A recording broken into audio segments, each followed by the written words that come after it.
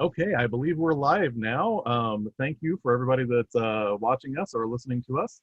This is my What Do I Know About Actual Play game session here. We are playing the Streets of Avalon, the Bleak Testament, which is our ongoing campaign, using the Streets of Avalon campaign setting.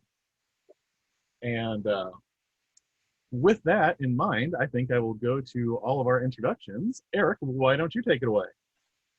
Well, hello. I am Gator playing Zindlane, a person who grew up in experiencing all the finer things in life, and nothing and never having any problems, and just kind of skating through until I pushed my luck a little too far and got disowned by my family, and now I live down by the docks and I scrape along by.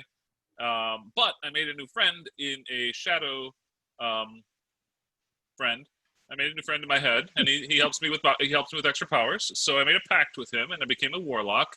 And he helps me with all kinds of things, especially advice. All right, Brandon, why don't you introduce yourself and your character? I'm Brandon, and I'm playing Baro Broomhill, our barge folk runner message guy, but he's on current break right now because of an agreement with Morgan about not intruding upon the Order of Hermes' territory. And he lives in an attic. The people the attic that he lives in, they don't know that he lives there. Probably think it's squirrels or something, raccoons. And yeah, he's a swashbuckler type. All right, and Eileen, would you like to introduce yourself and your character? I'm Eileen. I'm playing Morgan, Cleric of Hermes, where Zindlane had the finer things in life growing up. Morgan absolutely did not. She grew up an urchin on the city streets and became inducted into the Order of Hermes after several years as one of their messengers. Awesome. Now, and for anybody that's wondering, my name is Jared Rasher. I have my own blog, which is at whatdoiknowjr.com. I also write for Gnome Stew, which is an awesome place to go. You should check it out. And without further ado, let us get into this session. Instead of immediately going to our lamplighter narration that we begin with normally, we are going to have our first cold open. We are going to zoom in on Zindlane. And we're going to currently this session, we do not have Bob, so Garland, our Outlander, will not be joining us, but Zindlane was not here last time. So now let's find out what Zindlane was up to while everyone else was tracking down their demon Icker. And Zindlane, you turned down an alleyway. It got very, very dark.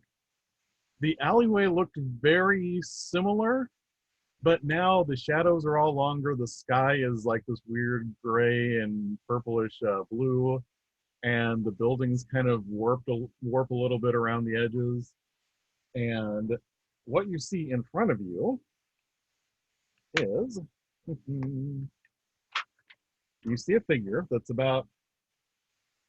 he's about 5 feet tall, but he looks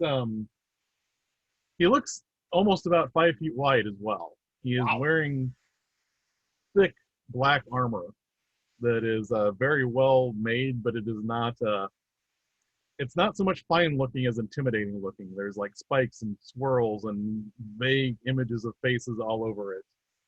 And the shadows just kind of play around it. Like you can see the details on the armor, but like the minute you focus on one part, the rest of it all starts getting like shadowy and black and harder to determine.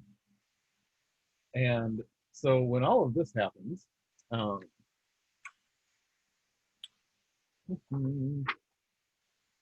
this figure begins to talk to Zindlane, and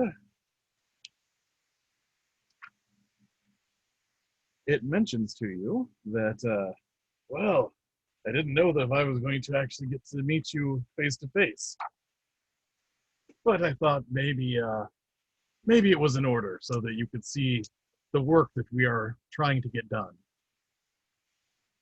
Well, wait. Garland? Are you Garland? And Baro? there is no one, but like at the corner of your eyes, you're seeing like the shadows of people that dart away from you when you try and focus on them. Well, I'm gonna try to like look at him more closely and try to look at his face and see if I recognize him from my past somehow.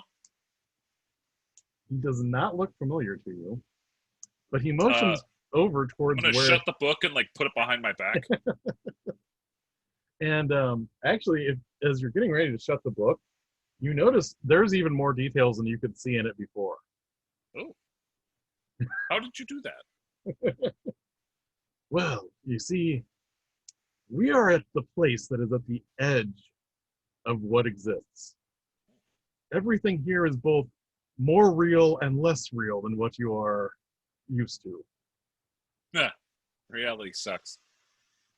And the goal that we are working for, which I trust you to, as we are good friends, that I trust you to help me with, is to help my people live here in the edge instead of being trapped out there. And he motions out towards where the docks would be normally, and you just see this utter blackness. And I'm going to need you to make me a charisma save.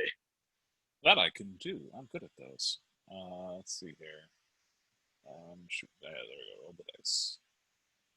I got a 17. Okay. So for a brief moment, like that darkness is so complete and so absent of anything, you were just getting drawn into it, but you know who you are. You're not, you exist. You're pretty, but I don't know you. You call me friend, but I've never met you. Yes, I'm the voice in your head. And he reaches up with this gigantic meat hook of a metal encrusted hand and like taps on your forehead. And like all of a sudden I just like my face just brightens. I was like, oh, you're real?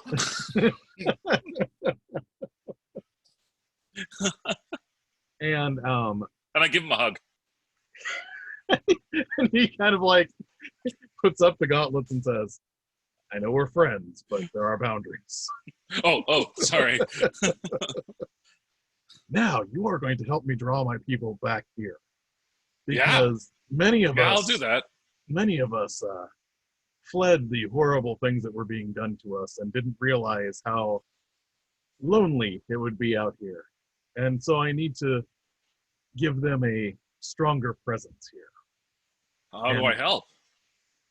You've given me so much help. You're helping already. Eventually, all of these seals that you're keeping from being damaged, we're going to do something special with them. Oh, okay. Yeah, we could. That makes sense. Give me a history check. History. I'm not horrible at that. I'm not very good at it either. 12. So you got a 12? I got a 12. Yep. Okay. Yeah, nothing is clicking here. But yeah, this figure, I mean, he is shorter than you, but just as broad and armored as this thing is, and you don't see like a hint of flesh. Mm. And you're just, it's you can react however you want, but it does look like an intimidating mass of, I mean, this is the most intricate and articulated armor you have ever seen anyone wear. Do I recognize any of the patterns in it, or? Not really. I mean, actually, if you take your eyes off them for too long, you could swear they're a little bit different when you look at them again. Oh, wow. So, where are your friends? Over the edge? Do you really want to see? Yeah. All right, follow me then. And he walks you, and as you're walking down the streets of this shadowy version of Avalon, like the streets are like flying by you with each step. Like it feels like things are closer together here than they are in the real world. And all of a sudden you're at where the docks would be, except this is just where the city drops off into nothingness. And you look down and there are all of these other figures that look somewhat like this figure that are all just like hanging onto like this crumbling cliffside. Oh no! What are they gonna fall? Um, how do I put this?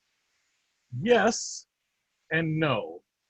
They have been falling for eternity, but eventually, when the world ceases to exist, they will not be able to climb back up. It is very difficult to explain to a more mortally inclined brain. When the world ceases to exist? Yeah. Huh. When's that gonna happen? Well, from a certain point of view, it has already happened. It's just Oh, no. the last bits of decay are still falling off. Huh. That's not good. Oh, don't worry. Depending on your perspective, it could feel like a lot longer than it actually is. Oh. Like walking through a city in 10 steps? Exactly. You see, Zindlane, this is why your mind called out to me. You can understand all of these strange things, or you can understand that you can't understand them, and that's what's really special about you. Well, I mean, it's kind of just like a bad trip. It is indeed.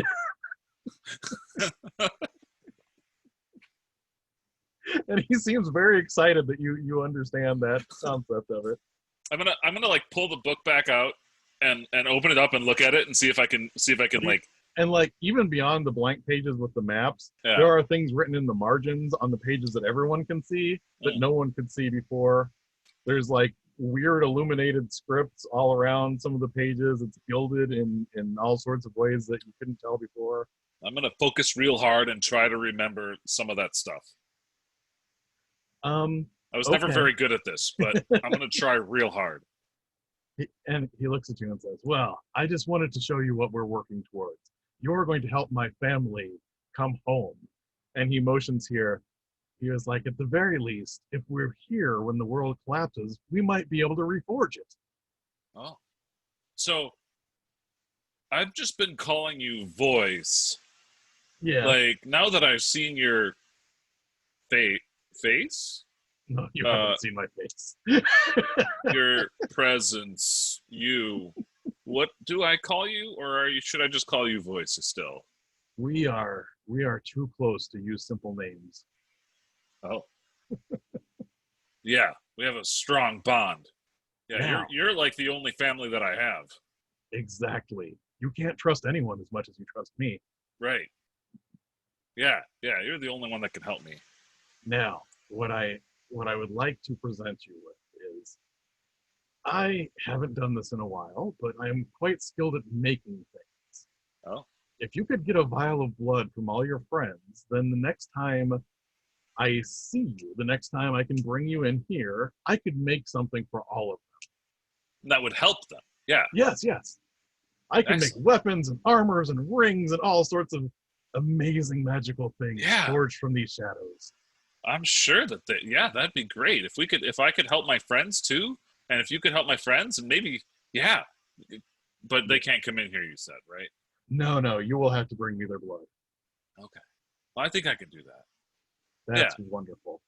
And then we can keep planning on what we're going to do with these seals once you keep the other interlopers from tampering with them. We're going to save the world. We are going to save my people, and then we will see what we can do with the remnants of the world. Yeah, we're going to save your people, and then we're going to save the world. Yeah, that's what you said. You could definitely think of it from that point of view. Right, yeah.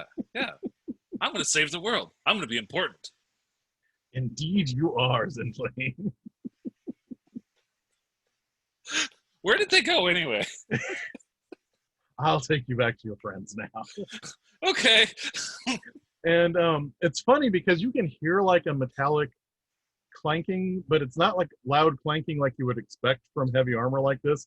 It's more of like a light tinkling noise, like almost like if it was made out of much thinner, lighter metal than you would expect this thick plate to be made out of.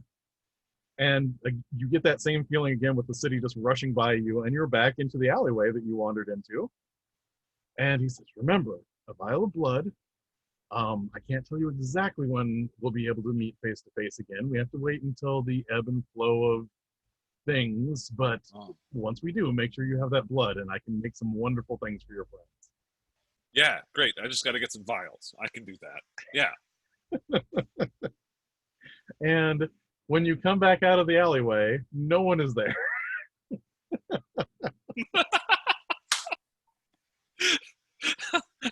I come back out of the alleyway and I look around and I take like 5 steps just to see how fast I'm moving. Yeah, the whole world is not rushing by you as you're taking steps. Okay, I'm out. It's almost great. It's like that feeling when you've been swimming and then you start like walking on. I like trip a little bit. All right, well, that was fun. Where did they go? Weren't they just right here? You also Ireland. noticed that like it was like midday when you disappeared, and it's like the sun is going down and the lamplighters are starting to come out at this point. Oh man, I need to drink. Yeah, I need to drink. I'm gonna go find a drink. No, I need vials. That's where I need to go. I want to go to the apothecary shop and get some vials. All right. Now, what I would like to cut to, before we do our introduction yet, everybody has their 15 days to spend. If you spend 10 of those and pay out, I forgot to look how much it was. I think it's 50 for training. 50 gold? 50 silver. Oh, right. Yeah. That's right. Gold is silver.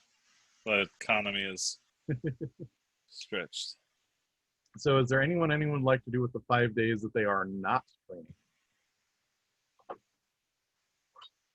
So this is after that encounter? Yeah, you didn't see anyone until after lots of other things happened.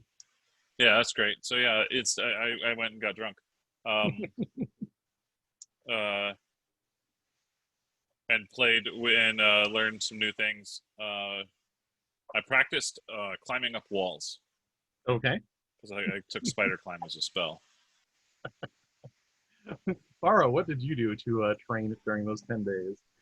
So I need to look up the downtime stuff, but for my actual leveling up training, I was practicing with my swords. I'm trying to think of a good way that I practice with the swords. Maybe I'm just kind of like drilling myself on the rooftops, and I imagine I could at least find somebody to spar with, because you can't do a whole lot with just drilling on its own. You have to be able to practice. You took the defensive thing where you can use your reaction. Yeah, defensive duelist, I think it is. How about, here's a question. How about the this will make you really popular with Morgan.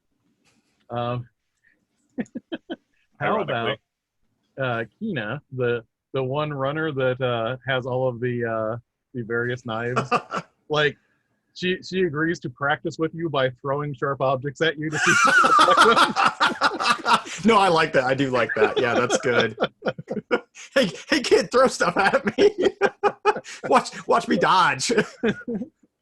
And like every day she comes home like she's only delivered like 1 or 2 messages, and Morgan, you don't know what she's been doing other than that 1 or 2 those 1 or 2 messages that she has, and she's scrounging around for more knives because every once in a while she's missing one because Baro deflected it way off into an alleyway. Oh goodness. So what did Morgan do for these 10 days to train? So picked up some new spells or spell slots. So spent some, good amount of time in meditation, thinking over the tenets of faith and such things. All right. I picked up the alert feat.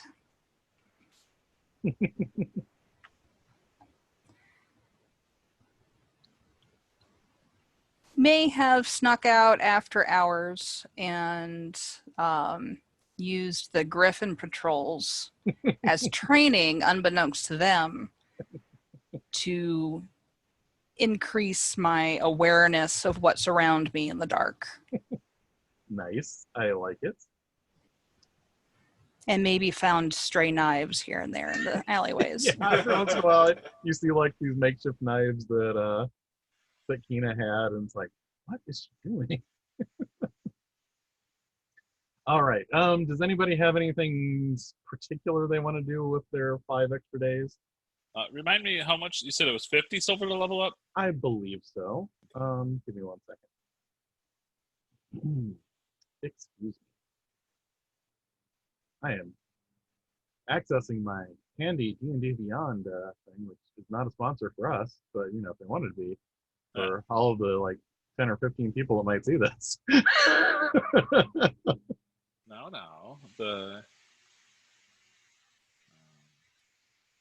All right, so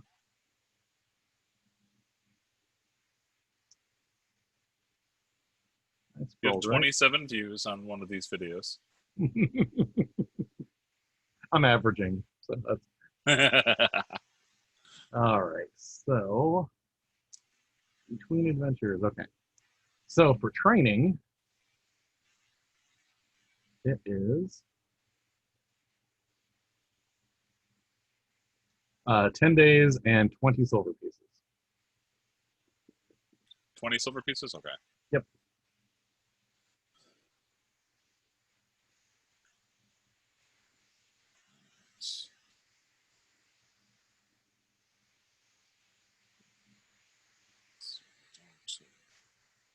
Also, I am going to be the mean GM and point out that the rent is due. So it is time to pay the monthly upkeep. What did I put myself as for status? I think I'm like friggin'. We got paid by the apothecary for the Icker, right? Yep. Does anyone remember how much? Because apparently I didn't record it. I certainly didn't. You don't trust me with money. Otherwise, I don't think I have any money. I remember you were shocked at how much it was.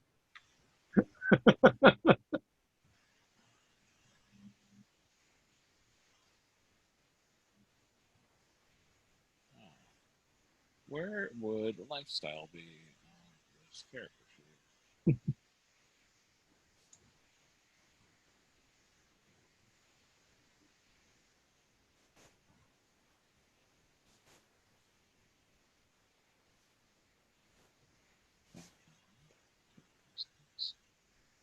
There we go. Expensive. Well, based on descriptions, I have the cheapest lifestyle available. Squalid is only actually it would be 1 copper for this particular setting. All right, 1 copper. That is my lifestyle. Squalid. The bird guy was trying to make me treat myself better, but I haven't seen him in a while, so I've kind of fallen back into old habits. Morgan, you probably don't need to worry about upkeep because you're staying at a church at the moment. And Baro, I mean, you have a place to stay, but you know, as far as like going out, getting meals and stuff, you have a preference for squalid, poor, modest, comfortable, wealthy, or aristocrat? It's going to be really hard to be aristocratic in the Isles anywhere. Yeah, I was thinking maybe poor. Yeah. He still eats well. Yeah. He just doesn't pay any rent. So that'll be 2 coppers. Okay.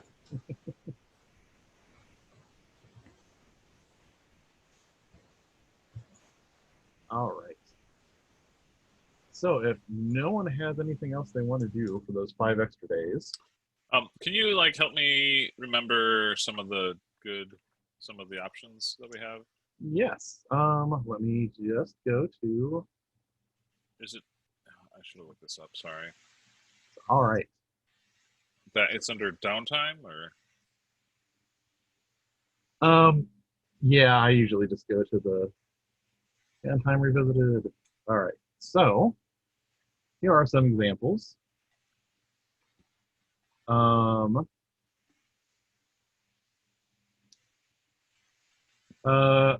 probably can't buy them. That's the Okay. first thing they have listed. Carousing. Crafting an item, which, if you want to try and make something that you have a skill in making. That does include, you could make a potion of healing or spell scrolls if you took the time to do it.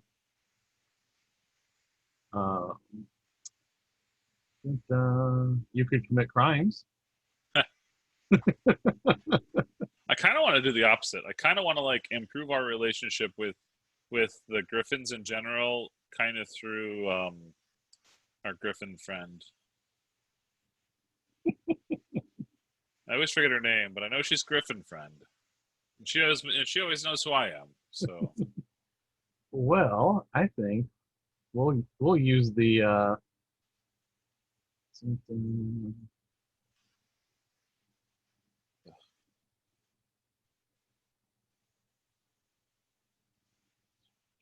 oh, there we go.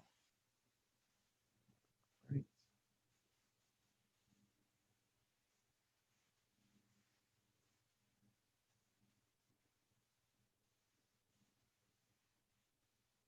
So in that case, we're going to say this is essentially sowing rumors, but you're sowing good rumors about yourself.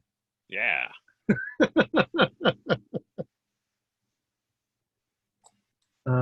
So that will be it will be 5 days or 5 silver to cover the cost of drinks, social appearances, and the like. Oof, running low. All right, down to 7 silver. And then at the end of that time, give me a DC 15 charisma, which can be either deception or persuasion, depending on whether you're lying about what you want to spread or whether you're just, marketing yourselves. I think I'm marketing ourselves. They're both Okay. the same role, but I'm definitely like talking up. I'm definitely like talking up stuff that we have done, Okay. and like accenting all of our positive characteristics. That sounds like persuasion then. Cool. I rolled a 13 plus 6 is 19.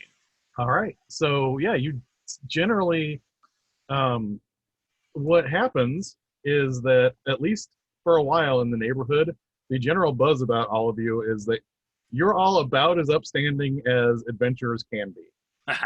Like, Nice. it sounds like when you get hired to do something, you do it. You don't take really underhanded, leg breaking stuff nearly as often as some of you used to.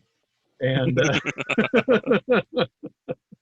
so you're generally getting a fairly good reputation out there. Nice. All right. Anyone else have something they want to do with those 5 days, or? Okay.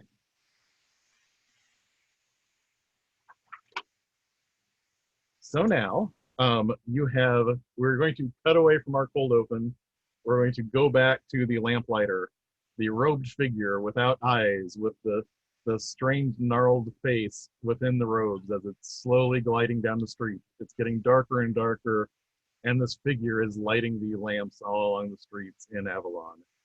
And a figure again runs up to him, and he looks at them and says, "You're not tired of the story yet?" And he opens the box and looks at it and goes, "Well, I guess from what you're offering me, you aren't tired of the story yet. Well, the subjects of our story found remains. Remains that will tell them more of some of what they wish to know, or perhaps more than what they wish to know. The Griffons hold a follower of Erlig, and an ancient dwarf vault holds a seal at bay. But what have they lost, and what is hunting them?" And when you hear the "what is hunting them," none of you are present for this, but we cut away from that, and we see what looks like Garland walking down the street. Oh. And we see this thing that looks like a pulsing mass of blue flesh, and it's got 2 frontal claws and pincers, and it's got like 6 legs dangling under it, but it's hovering above the ground. And the creature, which could only have been summoned from some horrible, wretched plane of madness, and this thing like hovers up on, it comes up behind Garland, and Garland sees it at the last moment and spins on it, and just as it's about to sink its giant claws into Garland, Garland's face splits in half, and you see an insect face come out of it. And the otherworldly horror just kind of like rips this bug to shreds. But it seems like it was very much looking for Garland, and it is thrown off by all of these extra Garlands around. So now, where is one place the three of you would normally meet up, even if you didn't have plans? Probably that tavern that we've been frequenting. All right, so I'm trying to convince somebody to buy me free drinks. so you're over by the moat house, and as you're getting closer to the moat house, you notice there is a huge crowd of people out on the street to the side of the moat house, like way more than you would expect. And you hear these voices saying, "Yeah, I think he fell off a roof. There is no way that could happen from falling off a roof. Well, what else would have happened to him? Look at him." And then you hear other people saying, "Is there something wrong with us that we're all crowding around to look at this?" What do the three of you do?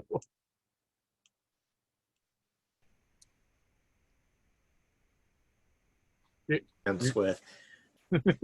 So I go up and I kind of push through the crowd and look to see what they're all gathering around. There is a body.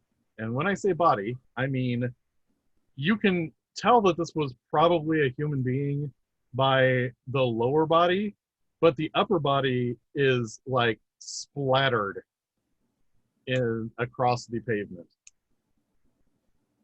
And you can tell from what the crowd has been saying, yes, this person probably fell, but it doesn't look like there is a building high enough in the aisles for this person to have fallen with this much impact.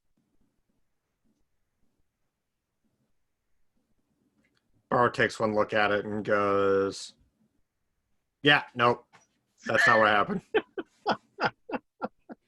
And someone from the crowd looks at you and goes, "Well, what would you know about it? Of course he fell off a roof. I saw somebody that fell off a roof exactly like that one other time."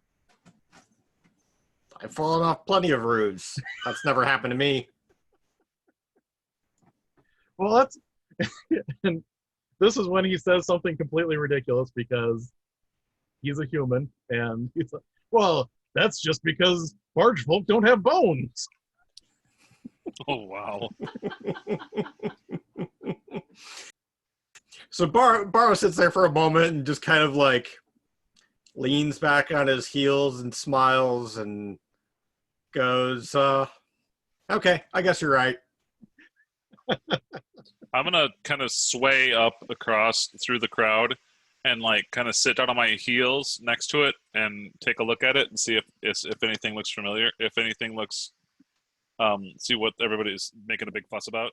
All right. fact, give I'm me a gonna ask, perception. what's everybody making such a big fuss about as I sit down on my heels? And there's one person in the crowd says, "He fell off a roof," and then somebody else says, "There is no way he fell off a roof." Yeah, I've got a little bit of slur to my words.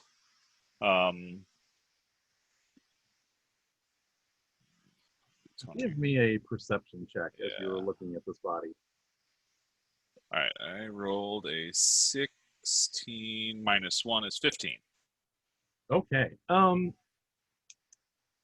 There looks like they have something on them. They have a knife that looks strange. It doesn't look like doesn't look like a regular fighting knife. It doesn't look like the knife you found in the one cavern, but it looks somewhat ceremonial. I'm gonna try to pocket it. Okay. Give me a sleight of hand check. I got a 8. And somebody immediately looks at you and goes, "Hey, that guy's robbing what's left of the body." I'm gonna try to run away. So before that happens, Morgan, what are you doing?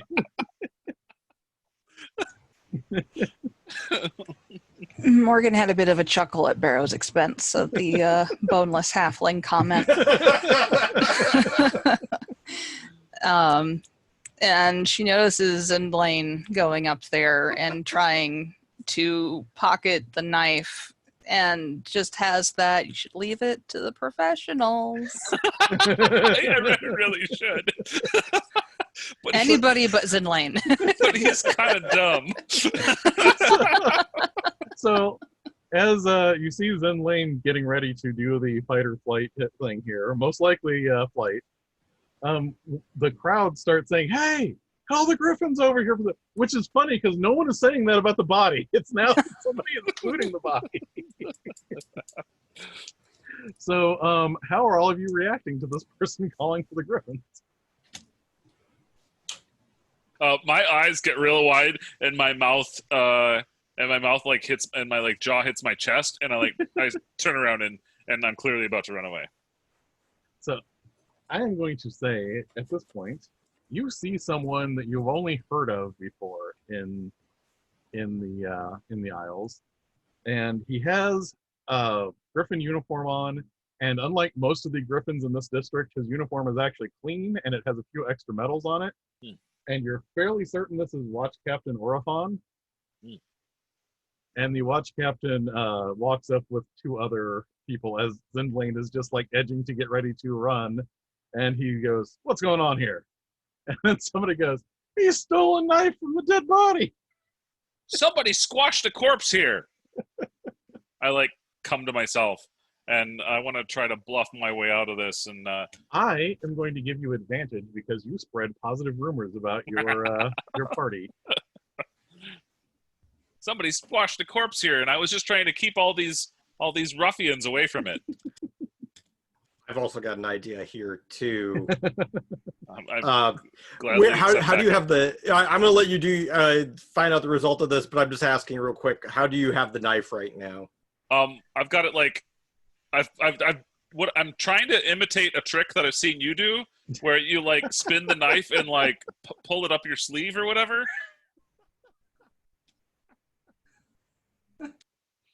Okay, I'm going to see how this all goes out. And then I might insert something here. You might just take it off of me. Yeah.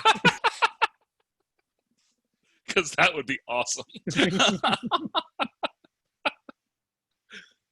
All right.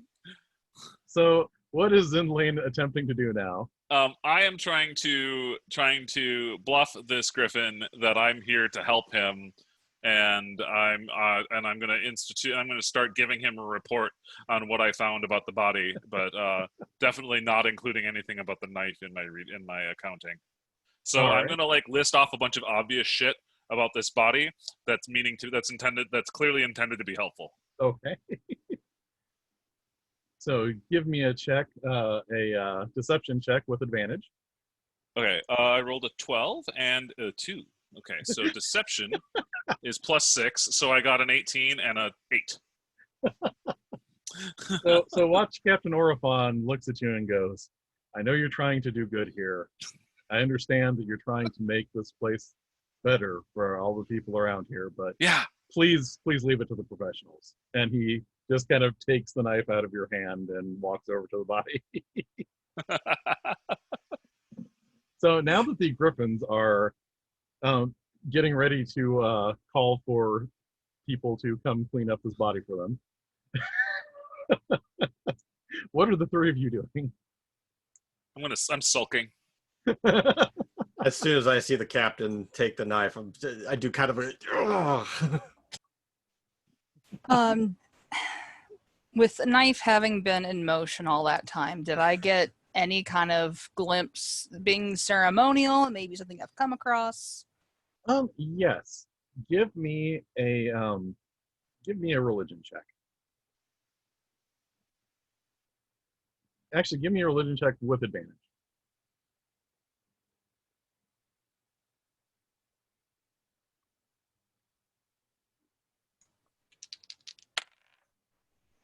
That's a 20.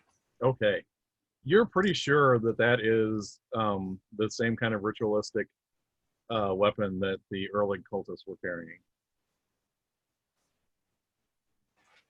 Well, that's bad to hear.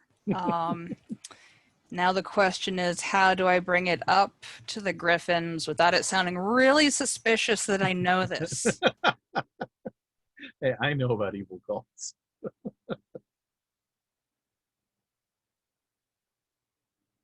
Purely academic. It's just, sometimes you pick up things about evil cults. It's not weird at all. So yeah, they're basically just kind of, picking around the body, hoping to, not get it on themselves and trying to figure out someone else that will take care of this for them. And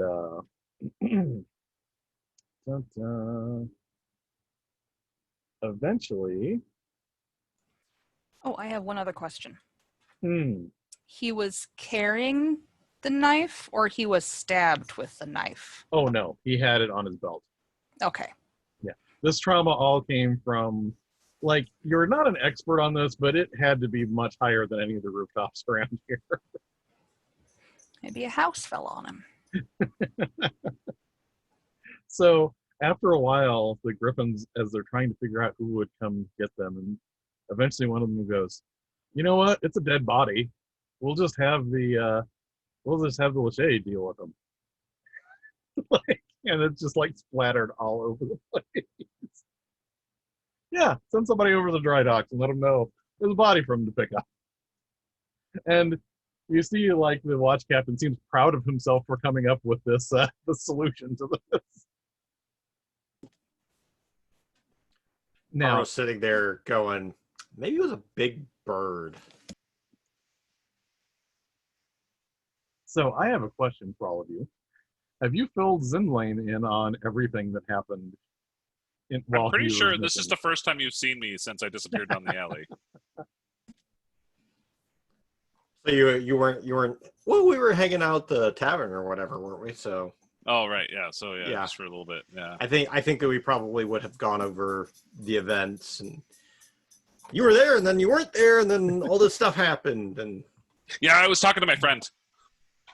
So Okay. He took me into the shadow world and showed me everything. It was so cool. Sure, it wasn't after the little bender. I mean, you just need a little bit of help to get through the day. I mean, there's nothing wrong with that. But Susan no, Bowen's let me cops a tell you, lot. like you take 5 steps and you go 5 blocks. I don't know how to get back in there, but I want to try. do you tell them what he asked them for? Well, I'm working myself up to that. So that's something you just jump right into. Right. So just to make sure that you know everything that, since they shared it with you, not only did they find a pair of demons that, according to what they found out, like hitched a ride on something else that was summoned. Oh gosh. And it was at the local jailhouse, which is in horrible condition. And it had started like eating one of the other guards and turned it into one of them. And they fought those things, and they gave one head to the brewer, and they kept the other head, they kept the Icker from the other head so they could apply it to the book. But on top of that, they also found a body that was in a sauna behind the moat house. And they took the body to the Che order, and also they fought an early cultist that is in custody right now. And See, we did good work. They also locked a vault with one of the seals behind it. Wow. Oh, they found. Oh, wow. Okay. Yeah. We need to protect those seals. They're very important. Speaking of help, I got an offer of help that my friend can help you. All I need is a little bit of your blood. Nope. Nope. What? Why not?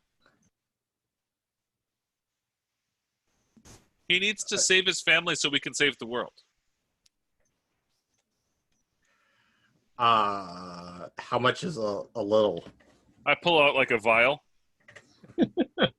This much. It's like, let me see. How big is the file? How big is the file? Let me roll for a second here and tell me. Baro's pretty speechless at this, and it's just kind of like looking at him, trying to figure out like, is this harmless? Like, yeah, it's like this big. It's like this big vial, just a little bit.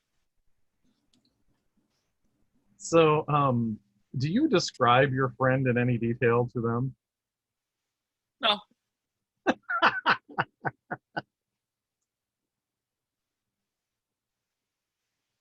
I mean, they don't even think he exists, so.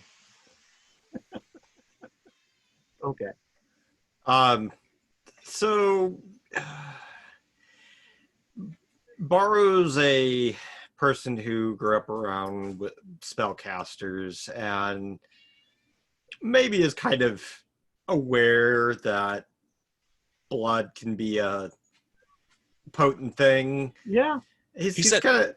He said maybe he can get you a new dagger. They could build you a new dagger, like a fancy dagger, with magic and stuff. Huh.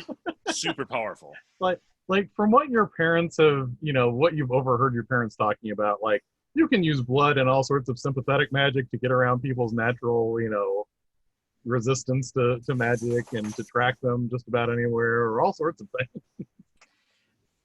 Is there any way we can meet your friend? Yeah. You want to meet my friend? Yeah, I think we can do that. Well, you might need to like take some drugs or something, because you got to be in the right mindset. You have to be able to like squint your eyes sideways and be on like see the world a little flexible. I might have to pass for right now. Oh.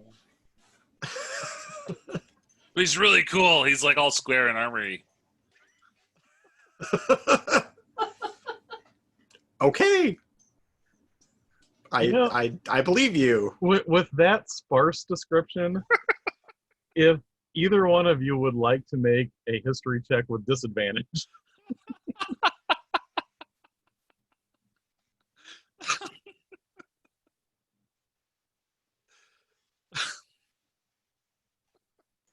Ten.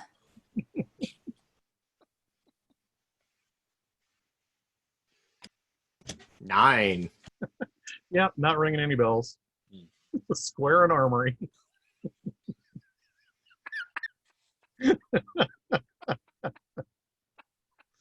Oh. So the Lucky's pretty. the junior priests from the dry docks show up and they let out this horrific sigh. Like they're used to picking up bodies, but this is like a lot of body.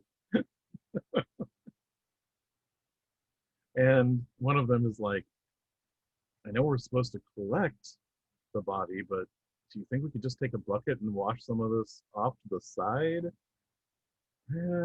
Don't know. I mean, we probably need to pick up the chunks. And so they're standing there like trying to figure out everything that's going on. The Griffons are just kind of shooing everyone out of the street at this point. What would the three of you like to do? I would like to approach the captain. I'm hoping that our good reputation will carry me through this discussion. Yes, you are from the Church of Hermes. I had made some inquiries to them about some spiritual guidance that I think this district needs. So far, they haven't really gotten back to me. What can I do for you? Well, when I get back to the temple, I'll bring that up and see if I can encourage that inquiry to move along. So, now, bear with me here. The dagger. Yes. I have studied instances of religion and cult practices around the city. That dagger is just not. That's no bueno. Give me a persuasion check.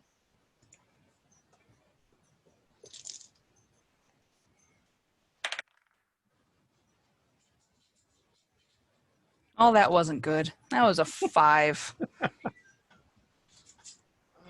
I seem to remember the group of you. The one over there was talking up your group, and you've been doing some fine civic work. But weren't you the ones that remanded the cultist to us a few weeks back? Yeah? I mean, the sad thing is they aren't real cultists. They're just like people trying to be intimidating, right? I mean, there's no actual basis for this. No one would worship an entity like her. Like, that's just ridiculous. So this is just like a new gang showing up in the neighborhood trying to intimidate people, right? I bet this has to do with a gang fight. You could think of it that way. And you hear off in the corner 2 of the other Griffons looking at the body going, so if somebody brought in a catapult and they loaded him in the catapult and flung it, and basically he is presenting this theory. I don't know if you've seen Boondock Saints, but he is presenting this theory in as earnest a way as the cops in the alleyway trying to come up with the theory for the 2 guys that got murdered in the alleyway there. The symbology. I have to see that movie again. It's been a minute. So yeah, we're gonna start calling this guy the catapult killer.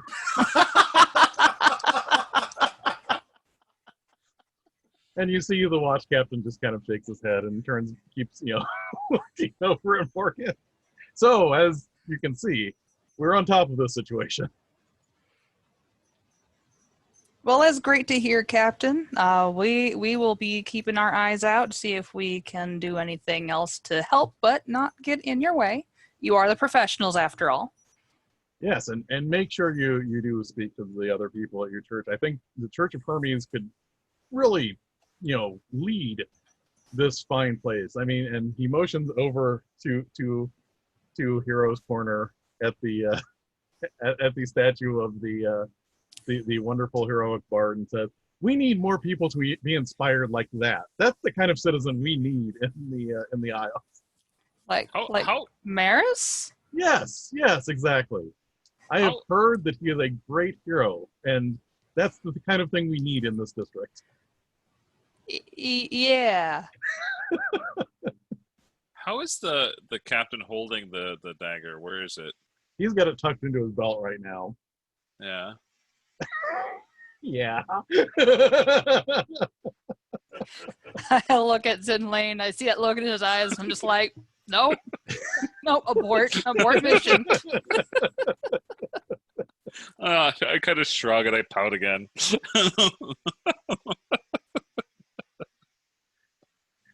And then, like, as you are having this conversation here, you hear over in the corner the other Griffons going, "What if it was a trebuchet?" And the other one's like, "What's a trebuchet?" "Well, it's this counterbalance, and it like flings things around the top like a catapult." "No, it's not like a catapult. Like, here, let me draw it for you." I'm gonna get bored and kind of wander off after a bit. All right. Captain, let us know if we can do anything else for you. And I see Zindlane starting to wander off, and I'm like, I'm going to follow that one. Good night, Captain. Will. So, do the 3 of you want to follow up on anything that you have uncovered over the last few adventures, or do you have any other direction you'd like to go? I'm gonna try to practice my sleight of hand.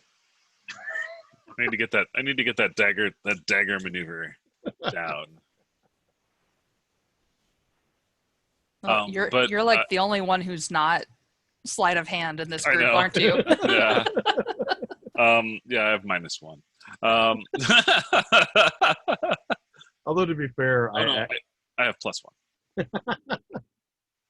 I actually think Garland would just like thump someone on the head and take it home. Yeah. Sleight No. After I stab myself a couple times with the dagger while I'm trying to sleight of hand it, I'm gonna open up the book and like start studying and try to see if I can. I'm gonna open up the book and hopefully the more intricate detail is still there. You don't see the more intricate Okay. detail. I'm You gonna do try to see- like scour my memory and like remember things, especially the stuff written in the margins. And like when you see him pull the book out, you do remember that you have a vial of demon ichor We didn't tell him about the crocodile. now. Just crossed my mind. Let's tell him about the crocodile. Yeah, they may have promised to kill the giant crocodile for grandmother Char. Oh, Nix, why are you wet? so yeah. Am I able to like remember any of the book writing or No, like as you're looking at it now, it's almost like a dream. Like Yeah. you remember big details, but like little details like writing and numbers just won't filter through to your conscious brain. Yeah.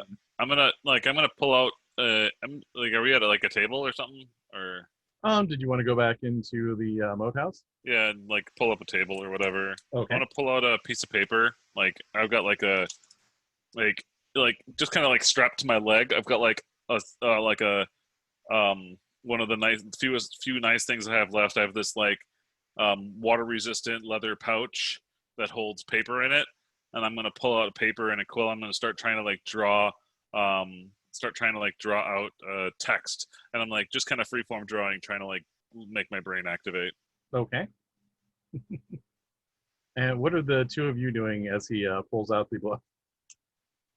Watching in horror. Yeah, I can't say that I'm doing much, but whatever crazy Zindlane's doing.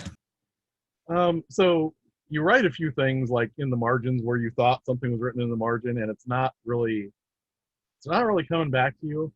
Mhm. But you do still see the maps, and you may not recognize the locations here. This was something you had to kind of like run by Morgan to Right. filter it from whenever this was drawn to current day, but you can definitely see you can see the number. You can see that there are 4 different sites that it's referring to. I'm gonna with turn to them. seals. So you said you found a seal behind a door. Where was that again? And I want to try to like, if I can't remember now that I have a little bit more time, if I can't remember the extra stuff that I saw, I want to try again to draw out some of the map onto my blank sheets of paper. Okay. Is anyone going to attempt to put the Icker on the book? I'll leave that to the professional.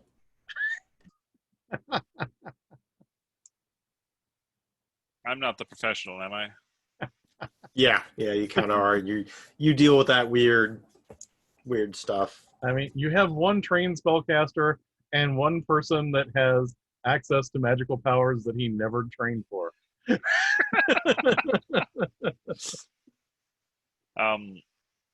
Yeah, if nobody mentions the Icker, like Zindlane is kind of lost in his own little world trying to draw stuff out. So I'm going to say, Zindlane, just give me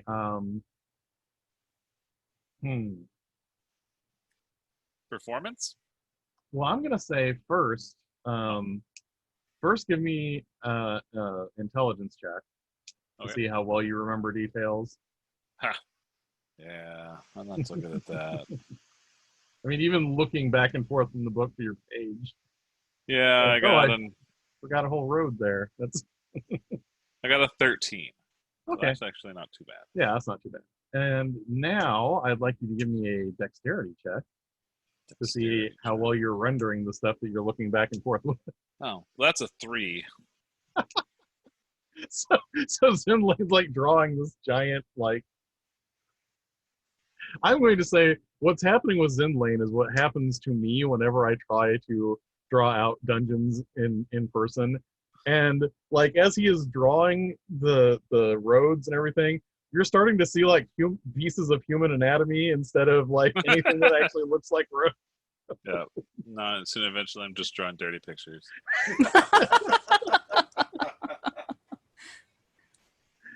So the two of you see Zindlane just drawing, random body parts. And see the seal is right here. Yeah, it's right here. So this is where you saw the seal that behind the room. And this is where we saw the seal underneath the swamp, underneath the cave-in that was broken, and we have the piece of chain. So if these two seals are here, then this third seal is going to be over here. So where's here? So I've been watching him progress on this map, and I know these streets and alleys like the back of my hand, and I'm like, this doesn't even look like the weird things he was describing, from a couple hundred years ago here. This is like, I don't think that's anywhere in this city. Look, we got the Icker. Let's try the Icker. Oh, that's right. We can make the Icker, and then you can see it. Hopefully you don't just ruin the book. But in our defense, Valkyrie did tell us to put the Icker on the book. So if it messes it up, it's her fault. So how do we apply the Icker to the book? Carefully? No, not you. Just pour it on? I think the pages will drink it in. Ooh, so we just do it. Yes, the pages want to be filled with the Icker. I want to do it with a paintbrush. Can I do that? All right. Good. That boy ain't right. Yeah, all of you just hear again half of this conversation here. Do you even have a paintbrush? Oh, yeah. Well, I guess I'll just use my finger. No, that's not good. So I was just about to say, so you're going to touch the demon. No, that doesn't sound like a good idea. I'll just pour it on. I'm just going to no, you're right. No. Okay, no, I don't have a paintbrush. I'm just going to pour it on the page. That's a good idea. I'm glad you thought of that. Only a few drops. You can use it for other things. Kind of drip it slowly onto the page. And as soon as the first drops hit, all of you can see this. It starts running in rivulets all along the page and sinking into the page, and the maps just become visible as the Icker sinks in. As soon as I see this start to happen, I maneuver myself in between the table and the rest of the bar. So I'm like, nope, don't want to be associated with this. And when you can see the maps now, and it's still even accounting for buildings that have fallen and being built on top of other buildings, you can tell where these 4 sites are at.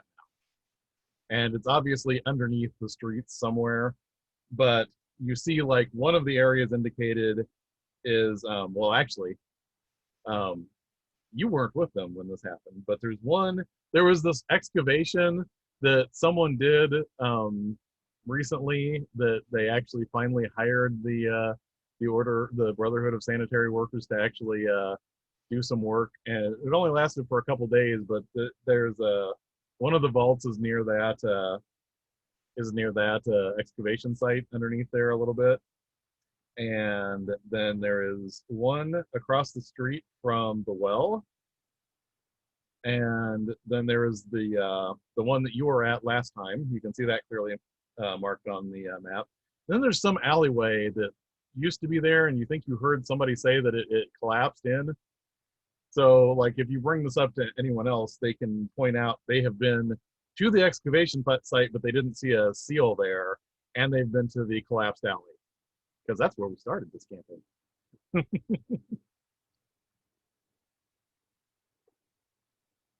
Also, there are some names attached to these now on the pages have like keys to them, and you're actually seeing those, highlighted now as you can look back across. So I'm gonna gently like hold my finger above the book and say, yeah, see, this is what I was talking about. This is where we collapsed this is where we fell through the hole in the road. This is the place that you all were talking about, and here's the next one. Zindlane? Yeah. Have you thought about the correlation between you seeing things that we don't see that's revealed by Demon Icker? You think that may not be such a great thing, maybe? I mean... Well, I mean, there's lots of supernatural things in the world, and they kind of all bend reality. Actually, so after she says that, I'm going to, like, pause and, like, cock my head a little bit and, like, wait for the voice to speak. Oh, yes. All supernatural things are intertwined, and there's really nothing good or evil. It's just a matter of conflicting goals. Yeah, there's lots of supernatural things in the world, and, like, some of them are good and some of them are evil. But No. No? There is no good and evil. There's just conflicting goals. There's just conflicting goals. Yep, don't like that. I mean, he's not a demon. I know what a demon looks like. No, I am most certainly not a demon. See? Not a demon. Definitely not a demon.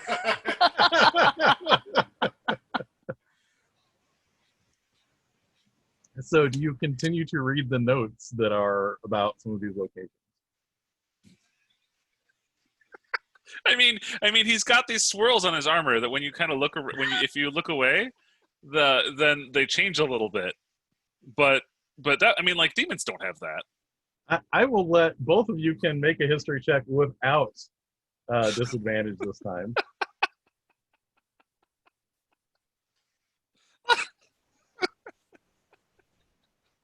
$16. Baro, how did you do? I got an 11. Okay. So Morgan, the more he starts describing this, like, people generally believe that the dwarves existed. It's just they're kind of legendary and no one has seen them recently. But there is an older story about during the Soul War, which is like, the ancient time when the incursions happened and, all the horrible things were brought in. And back during the Soul War, there was a group of dwarves that had become corrupted by Erlig, and they became known as the Doc Alpha. And they are really good at creating, like, corrupted weapons and such. They're really powerful magic, but they're corrupted and damaged, and they are constantly trying to get out of their service to Erlig after they have been drawn to him during the Soul War. But that's like thousands and thousands of years ago, and that could just be a myth. Like, you barely think dwarves really existed, let alone this whole story about the Doc Alfar and building, weapons for supernatural beings and things like that. But that sounds like what Zindlane is describing here. Yeah, don't like that. Mm.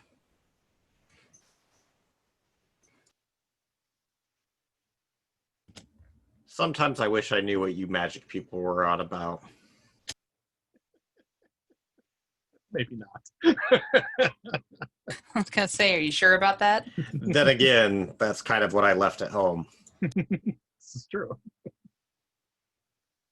So are you going back to looking at the margins and what it's saying about the locations?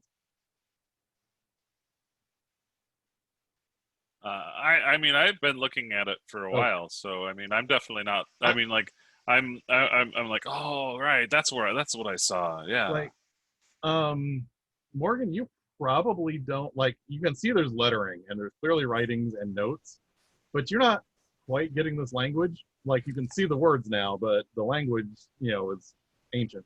What language That's what I was gonna ask. Is can I even read whatever this is written in? Now, Zindlane, on the other hand, you're seeing that the part that was the seal that was near the collapse has the following notes on it: the Watcher, the Book, and the Spirit. That's the one we found. That's the one we start. Where Yep. we started. Okay. So I'm gonna say that out loud as I'm like reading it.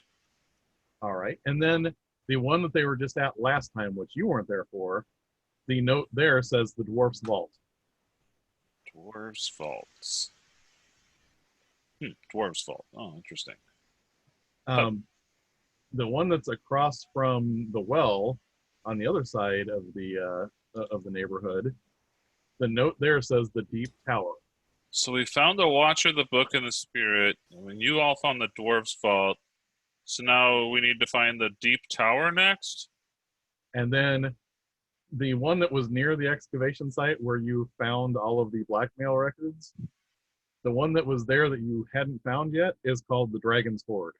Or do we want to look? Or do we want to go to the Dragon's Horde next?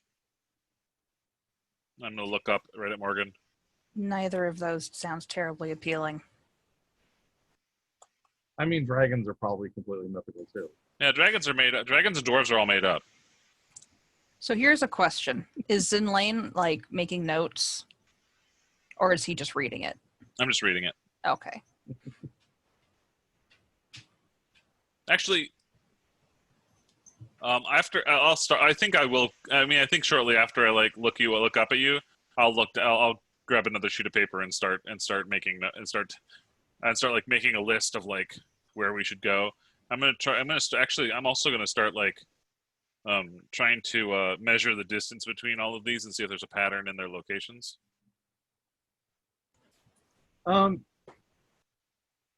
Yeah, I mean, the 4, it's either a square or a diamond, depending on which way you look at it. But it's kind of, Morgan, you would probably pick up on this more. Like, it looks like that was the shape of the district before things, some of the streets had moved around a little bit.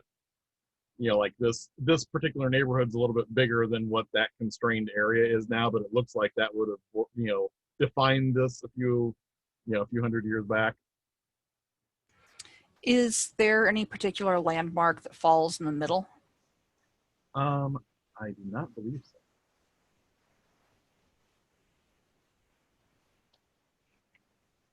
But I just wanted to make sure that I looked it up so that I say that and then somebody doesn't go, oh, wait, that's actually this. So, dun, dun, dun, dun. Yep. Yeah, it just looks like, sorry, I misspoke. It's more of a triangle because the collapsed area, Cradle Watch Alley, and the well are all along one line, and then the other 2 lines converge at the excavation site. So it's actually a triangle. And the triangle goes the wide end towards the northern border, and the point is towards the southern border.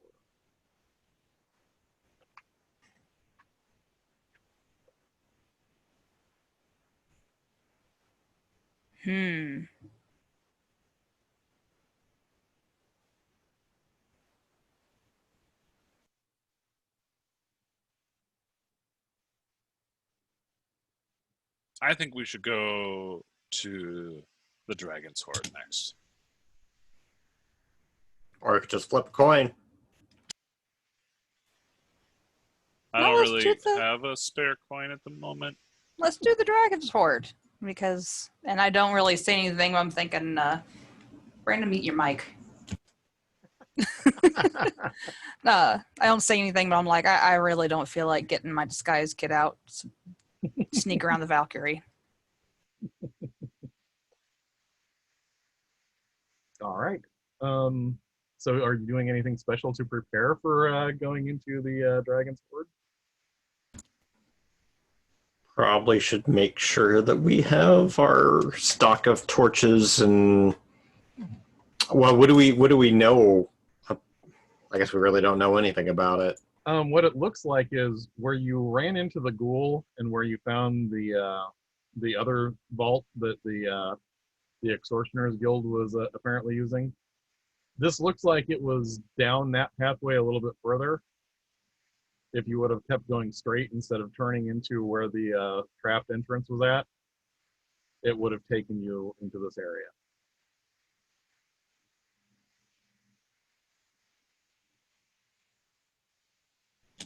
I mean, I don't think there's too much we know to prepare other than our typical stuff that we would take adventuring with us. Oh,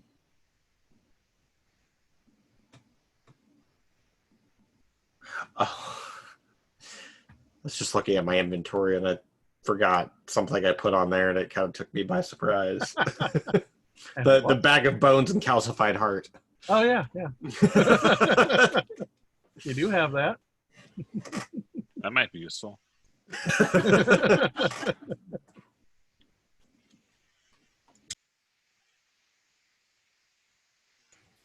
One thing I wanted to say earlier, I have come by a set of my own thieves' tools. I may have lifted it off of one of the kids when they weren't paying attention.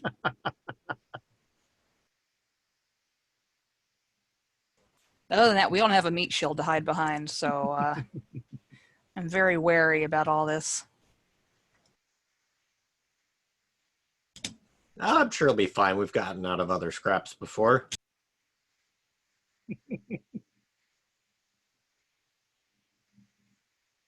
What could possibly go wrong? I think we got it covered. Everything and anything and nothing. I'm completely confident in our chances. All right, so you head over there. And does anyone remember if they have inspiration? I do currently. I think I do too. Okay. I don't know. Let me see here. It looks like I do on my. I have inspiration marked on my sheet. Okay.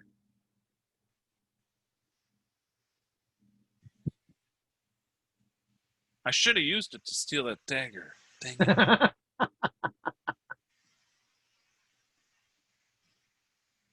Just wanted to note that in case I need to do something. Okay, so everyone has inspiration. All right, so as you're heading that direction, you see the usual people in these streets. It's, the afternoon, and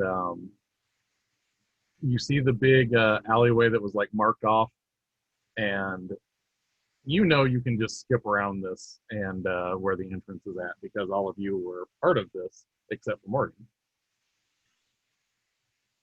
I'll go where I want. So what would you like to do here?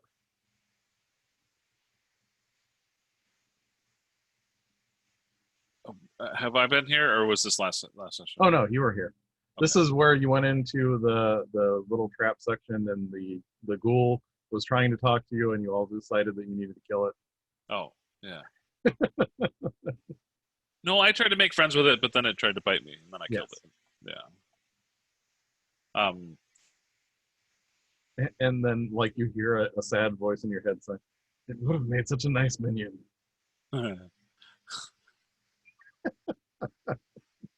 Yeah, let's go. Let's sneak around the people, I think. All right. Just for fun, could we get a group stealth check as you duck into the excavation site here?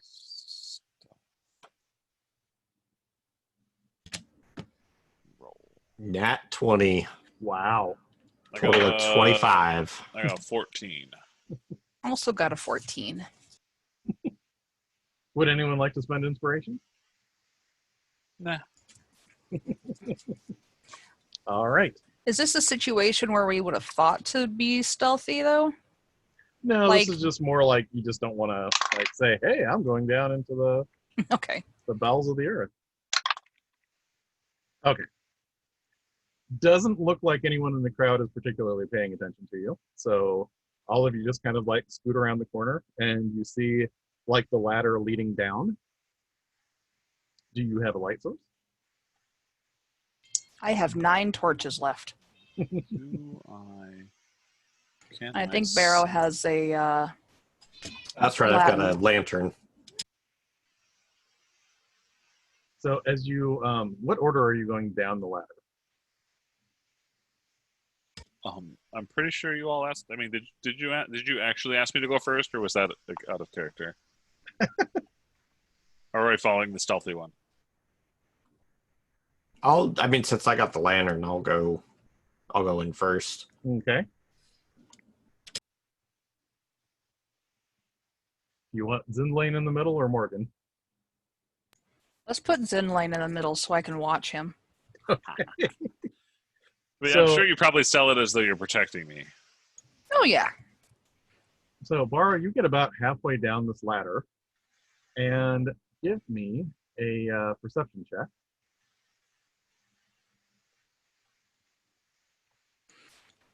I heft my shield. I'm like, don't worry, Zindlane, I'll look out for you. Oh, thanks. I really appreciate that. I rolled a total of 20. Yeah, you hear water flowing. Then there was not water flowing in this area before. So, shining the lantern down, is there water, like, in immediate area? Yeah, like about 10 feet below you, there is water. And if you remember this passageway properly, you're going to be over your head if you're trying to stand on the ground here. It looks like since, in the last few weeks, the Styx has just continued to overflow the sewers, and pretty soon it's going to be flood season on the outer edge of the Isles. It's a little watery down here, guys. Somebody want to give me a piggyback ride? I will. I know that. So actually then, we're going to have to like maneuver so that he can get down the ladder before I do, or I can just go back up and hand the lantern to him. I mean, I could just climb over you, like past you. I'm guessing this stupid maneuver is going to cost us. Go ahead. Yeah, Baro, just give me a climb check to climb over Zindlane.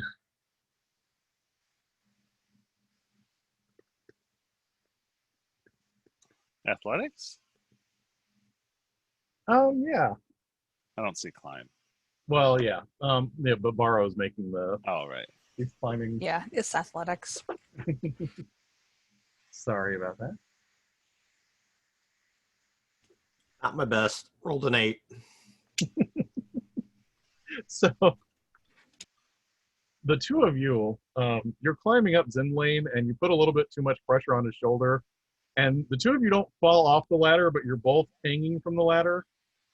And about the same time as both of you are hanging from the ladder, I am going to say, like, neither one of you falls, but the lantern does. So you hear this hissing noise as it hits the water, and it's really dark now. Shit.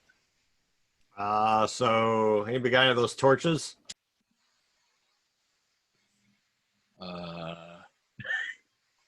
No. Let me see. Do I have torches? That's a good idea. I have torches. I have lots of torches. I got a whole bag full of torches. I went to So the torch depot. I'm gonna cast while I'm hanging there. I'm gonna cast Mage Hand to grab a torch out of Morgan's bag. Give me a perception. So I'm just gonna like kind of a perception check. Yeah, because it's completely dark now. Oh, okay. 15. Sorry, I should have said this before. It will be with disadvantage. Oh, I'll roll again then. Hey, I got a 15 and a 17. Okay. So you actually do remember where the torches are at. Yeah. And the hand grabs one of the torches. Morgan always keeps her torches in the exact same spot in her bag. Morgan, you suddenly feel like your pack is slightly lighter and you don't know what's going on there. Zindlane, what would you like to do now that you have this torch in magic hand?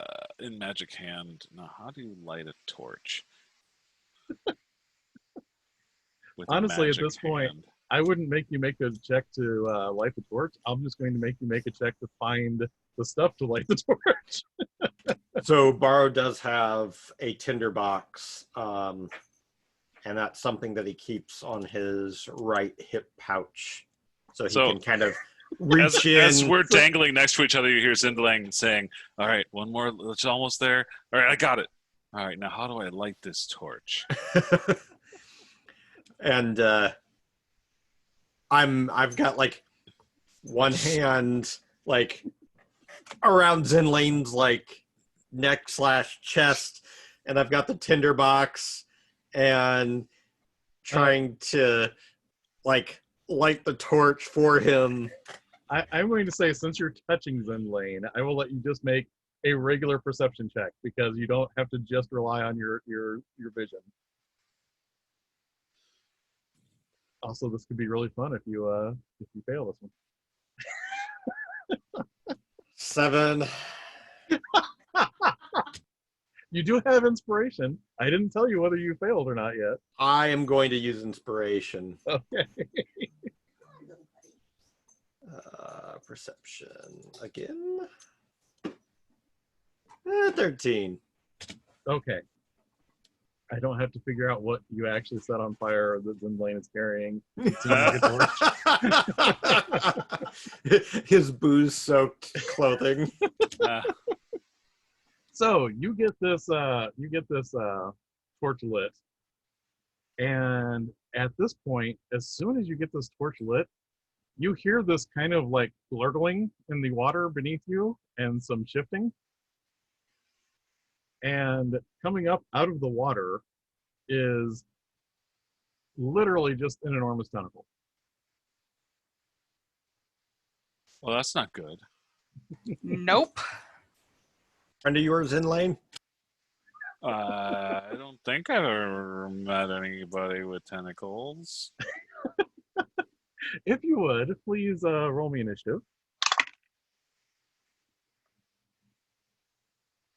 Oh. I got a 5. 20. Thank God I took that feat. I got a 9.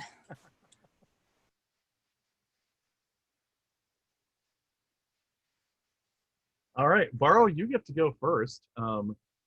The tentacle is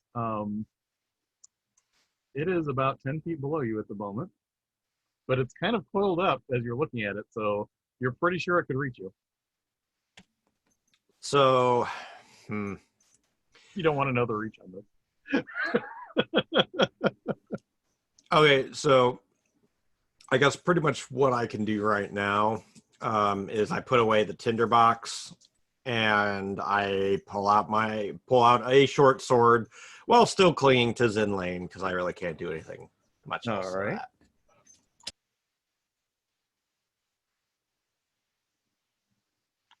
Okay. So you don't want to like drop into the water and fight it in the water? No, I don't. All right. No, I don't think I will. That's Baro's turn. Morgan, you're even further up from this tentacle, but yeah, you can tell if this thing uncoils, it could hit any of you. But it's also about 10 feet away from Baro. It's about 20 feet away from you. So I'm a pretty wise person. My gut instinct is we need to leave. But I also don't want to literally leave them hanging.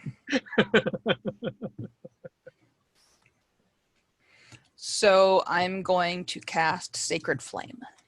Okay. And that is a dexterity saving throw. All right. I have been doing horrible with its dexterity checks. So yes, the tentacle is rather large and does not know how to get away from this flare of energy that you throw at it.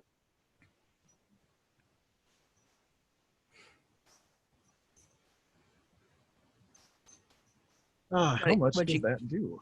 What'd you get? Sorry. I got a 5. Oh, okay, yeah. If you have a DC lower than 5, then Wouldn't be a very good cleric. That is 6 radiant damage. all right.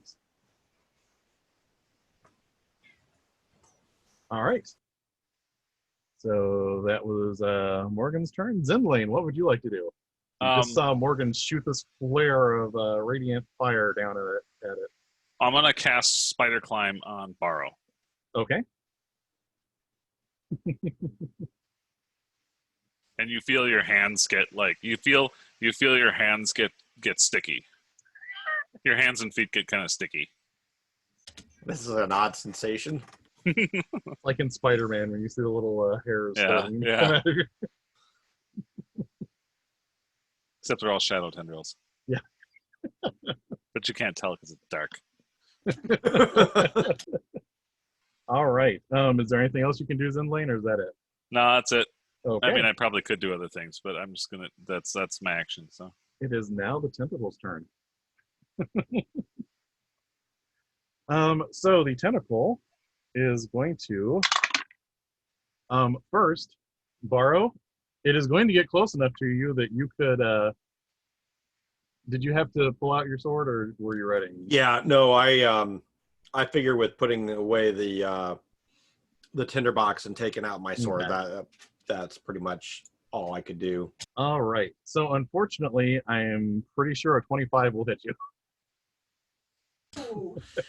Yeah, no, even with my reaction, that would not work. All right. So yeah, I'm trying to parry it away, and it does not go well. It's completely missing. You take 15 points of bludgeoning damage as it slaps you and then wraps around you. So you are also now grappled. Well, it's been nice knowing you guys. But hey, that was its turn. Baro, what would you like to do? You can easily hit it now. It's within range of you. Or you can try and wiggle out of it.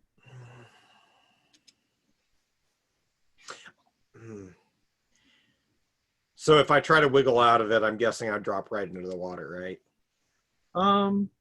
No, you know what? I'm going to say, since you have Spider Climb, if you wiggle away from it, all you have to do is touch something and stick to it. So okay, I'll try doing that. I don't know. Am I close to the ceiling?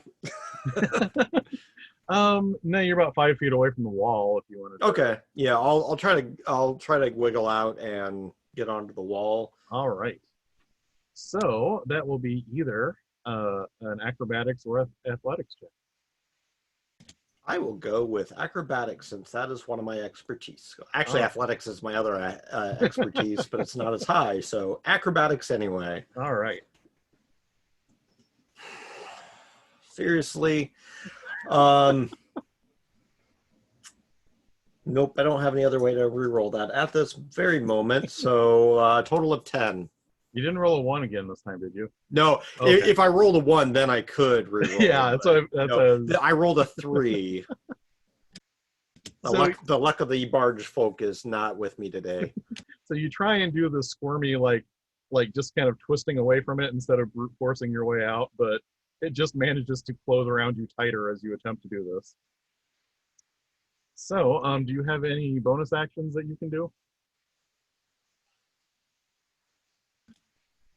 Since I'm not... Actually, let me see here. Bonus action. I don't have my other sword out yet. Since I'm kind of grappled right now, is there any way I could take out my other sword? Yeah. Okay, I'll take out my other sword. You just can't move away from where this tentacle is at, but Okay, nothing. yep. You're not restrained, you're just grappled. I'll just take out my other sword then for the moment. All right. Morgan, what would you like to do?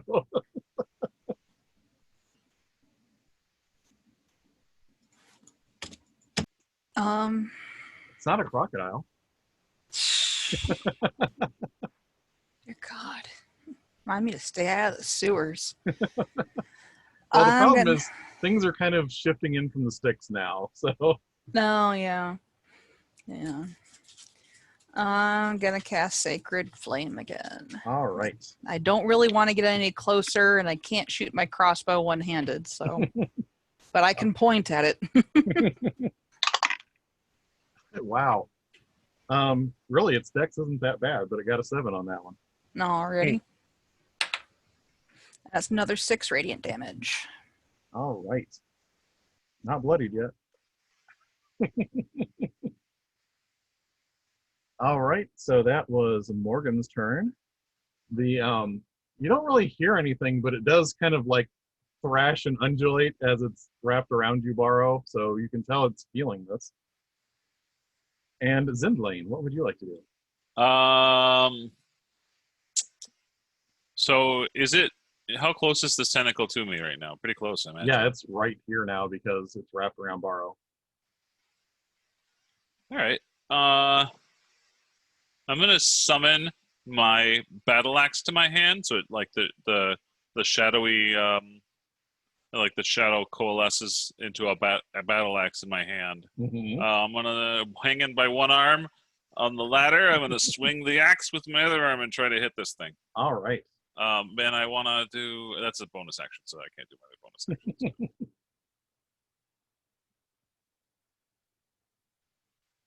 And roll. I gotta roll. I gotta do the roll thing. My roll. Okay, I'm gonna spend inspiration. Okay. Wait, no, hold on. What's my plus here? Yeah, I'm gonna spend inspiration.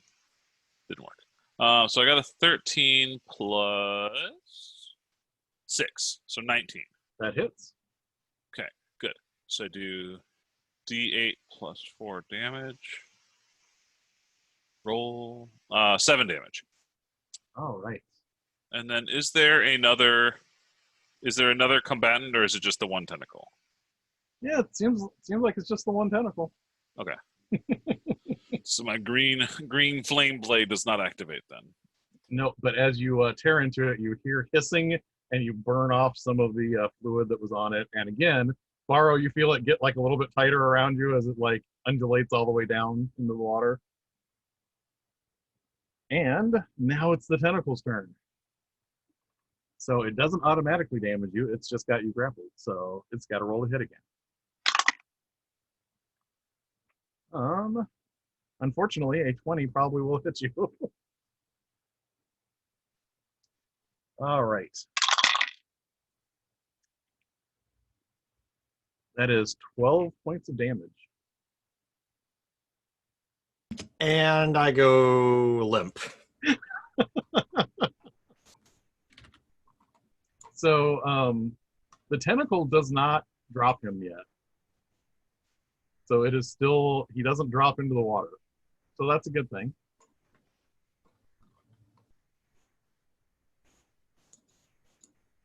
And we're back to Baro's turn. Baro, if you could please give me a death save.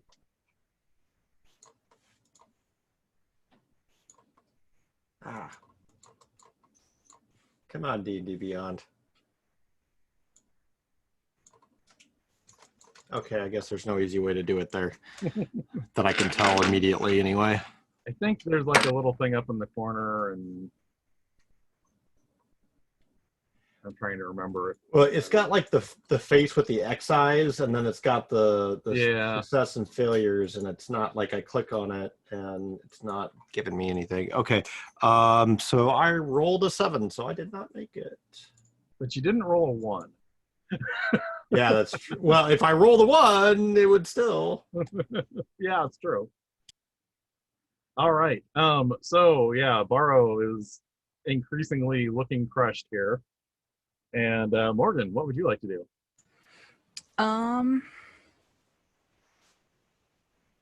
Trying to think. So I'm on the ladder above them. Mm-hmm. If I reach out a foot, can I touch Baro?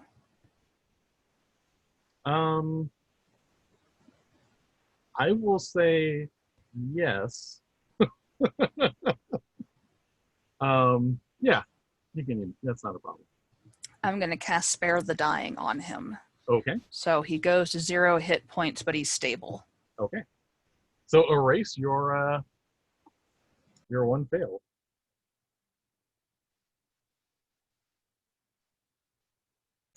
And I try to gently kick him in the face while I do it. not do any damage, but that's about the best I can do to reach him. Healing kick. All right. So that was Morgan's turn. Zindlane, what would you like to do? Cut in half, Zindlane. Yeah, I'm gonna attack it again with my. I lost my inspiration. Yeah, I'm gonna use. I'm gonna cast as a bonus action, Wrathful Smite, Okay. and swing at it with my axe again. Does a 17 hit? It does. All right, so I do D8 plus 4 plus 1d6 psychic, and if the target is a creature, it must make a Wisdom saving throw or be frightened of me. That tentacle's scared of you. Nice. So 9 damage, one of which is psychic, and it's scared of me now. All right. So, oh, good. It's going next. So, all right. So what happens is, first, you notice with the damage that you did, you have bloodied this thing. You have done significant damage to the tentacle. However, it could keep fighting. But because it is afraid of you, it decides that, hey, it's actually been injured. It's taken some damage. And there's something very creepy and strange on that ladder. So it decides to withdraw. The downside to this is, Baro, you are still at 0 hit points. It lets go of you, but you drop into the water. I'm going to jump after it. Well, I mean, actually, I have to wait for my next turn. Never mind. Yeah. So, yeah, the tentacle withdraws back into the water, and you do not see it above the water now, but Baro is in the water now. Baro, it is your turn. You are unconscious in the water. I'm going to say that between hitting the water and being face down in the water at 0 hit points, we're just going to handle this by having you start making death saves again. Okay. Let's see here.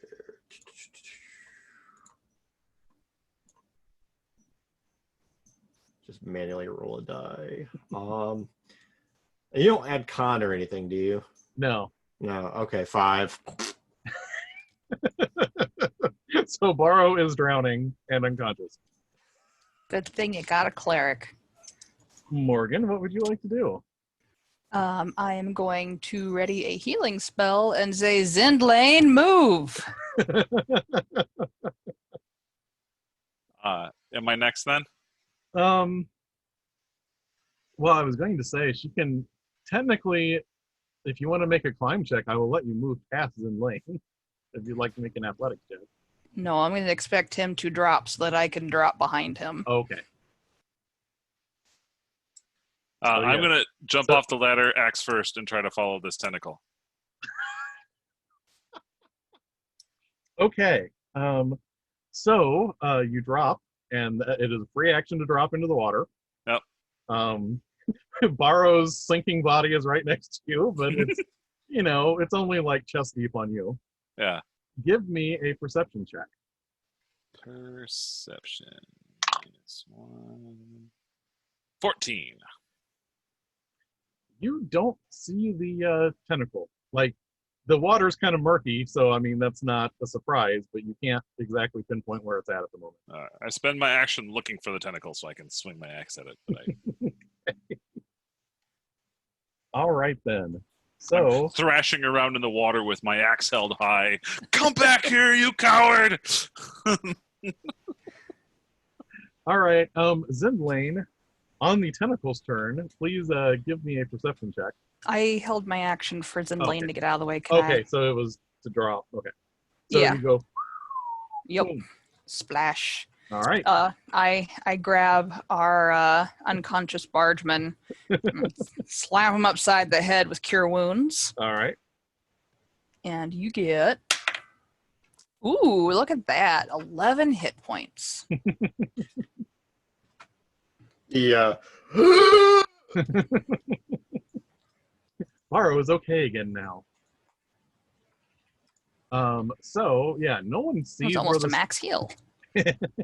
no one sees where this tentacle is at, and you're all in the water at the moment. I just wanted to recap that, so we knew where we're at. And now it's Baro's turn.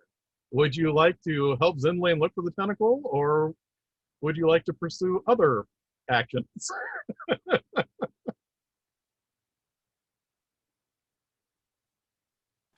how close am I to a wall? You're right next to it.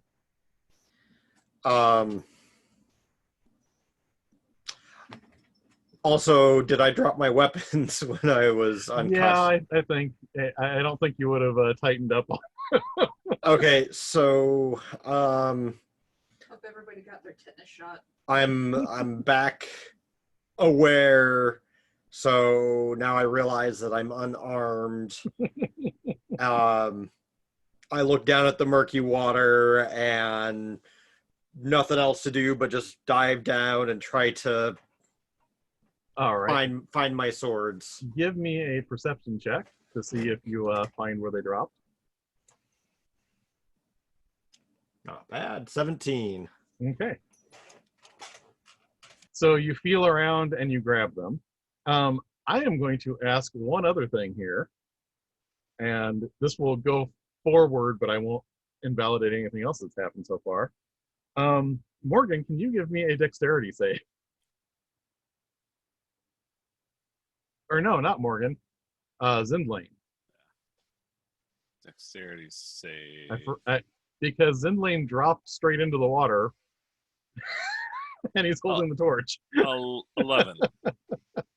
Technically, the mage hand is holding the torch. Oh, okay. Then don't worry about it. But we're all good. We're all good. Zindlane did not quite cause that much of a problem. So. Thank goodness for mage hand, huh? Yes. All right, then. Lasts 1 minute, so we got a bit. So, Baro, you find your swords. Morgan, what would you like to do?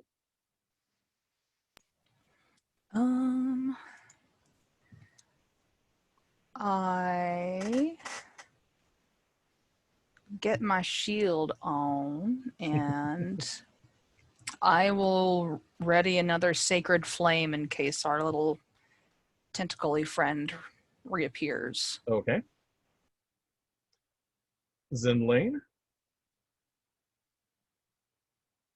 Oh, is there any? Is everything water, or is there any dry patches? Oh, no, it is up to your chest now. It's up to my chest, and there's no. Okay, so, I want to head down the passageway in the direction we were intending to, and go tentacle hunting. Okay. So give me a perception check as you move further down. 5. Okay. You still don't see the tentacle. I will find it eventually.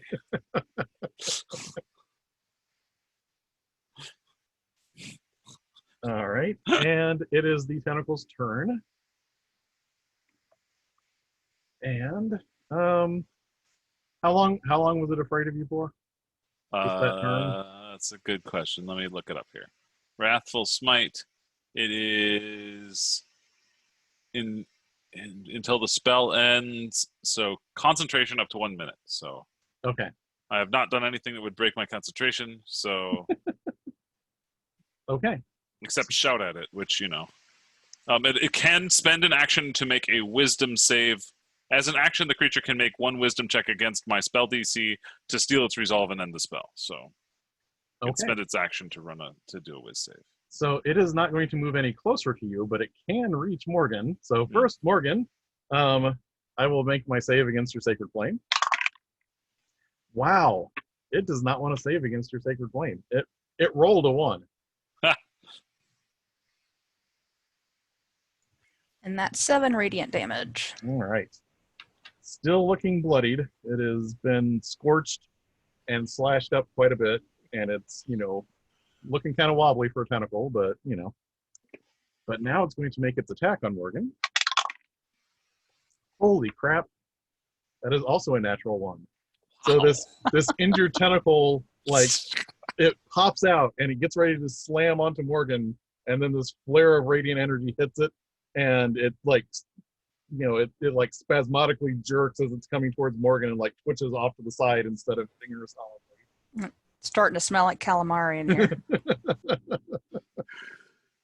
All right. So now we're back to Baro. All right. So I am going to get my head above the water. Basically I find a wall and, climb up it so that I'm out of the water. I'm basically holding both swords in the other hand. Trying to put one away. Tell me, can I do anything else after that? Is there anything can I do anything else, or is that pretty much it? Yeah. But I mean, you could always scurry along the wall if you wanted to. I mean, there's enough wall that's not underwater that you could move that way. I do want to. Is there any way I can get closer to this tentacle? Oh yeah. All right, I'm feeling it. I want to kill this damn thing, so I will move closer to the tentacle. Oh yeah. And you move. Does spider climb cause a different movement rate, or is it just his movement rate? Let me look it up here. Until the spell ends, one willing creature you touch gains the ability to move up, down, and across vertical surfaces and upside down along ceilings while leaving its hands free. The target can also gains climbing speed equal to its walking speed. Okay. So you could just walk along the wall. Oh yeah, I didn't even need to sheathe one of my swords, so I'll keep both swords out and I'll be walking on the walls. Okay. So that's a cool spell. You're about 5 feet away from the tentacle with your normal movement rate. All right. Gonna get it. Morgan. It did not dart back in and hide, although it's definitely maneuvering away from Zindlane now that it popped back up. Sacred flame again. All right. That's working. Don't change a good thing. Does a 15 save against it? That does save, just barely. It finally twitches out of the way as the radiant flare moves towards it. If a tentacle could be joyous, it coils in a joyous manner as it dodges away. All right, Zindlane, what would you like to do? Can I see the tentacle now? Oh yeah. All right. I'm going to taunt it and swing my axe at it again. All right. Come back here, you mangy cur. I rolled a 4. So does a 10 hit? A 10 does not hit it. Unfortunately. My axe bounces against the wall. Or it just kind of shifts away from your axe because it was already wary of you anyway. So as soon as it sensed that you were nearby again. All right. So back to the tentacle's turn. And it's going to swing at Morgan again because it didn't really notice the halfling climbing along the wall next to it yet. Ooh. So that is a 21 to hit. Yep, that hits.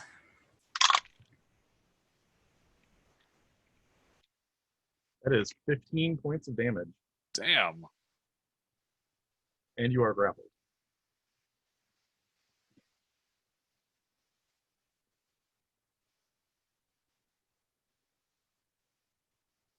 Well, that's more than half of my hit points, guys. Morgan's bloodied. I am not a tank. Why does this thing not attack me? You scared it. You scared the weird tentacle. Isn't the tank supposed to gain aggro, not displace it? Oh, goodness. Although I was gonna say if it would have been the paladin, the compel duel would have been interesting with the tentacle. Yeah. Stay and fight me, tentacle. All right, Baro, you're All 5 feet away from this. It's looking pretty bad, but it's also hitting really hard. All right, I'm going swinging blades around, doing fancy work with the blades, trying to get this thing. I am going to strike with both my short swords. So my first attack is a 9. That misses. Okay, second one. Oh my god, 8. Oh, jeez. Yeah, I don't roll. So I yeah, don't do anything. the first one, the tentacle just kind of slides away from the short sword. The second one, you hit it in like a really thick rubbery part, and the point just bounces off. All right, Morgan.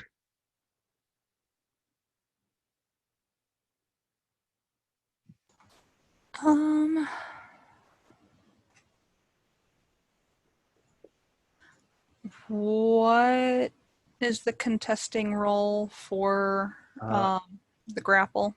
It is either an athletics or acrobatics check. I'm going to do an acrobatics attempt. Okay.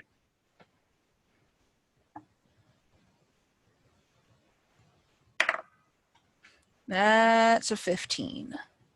Oh. I'm not saying what the result was. Would you like to spend I would inspiration? love to spend some inspiration.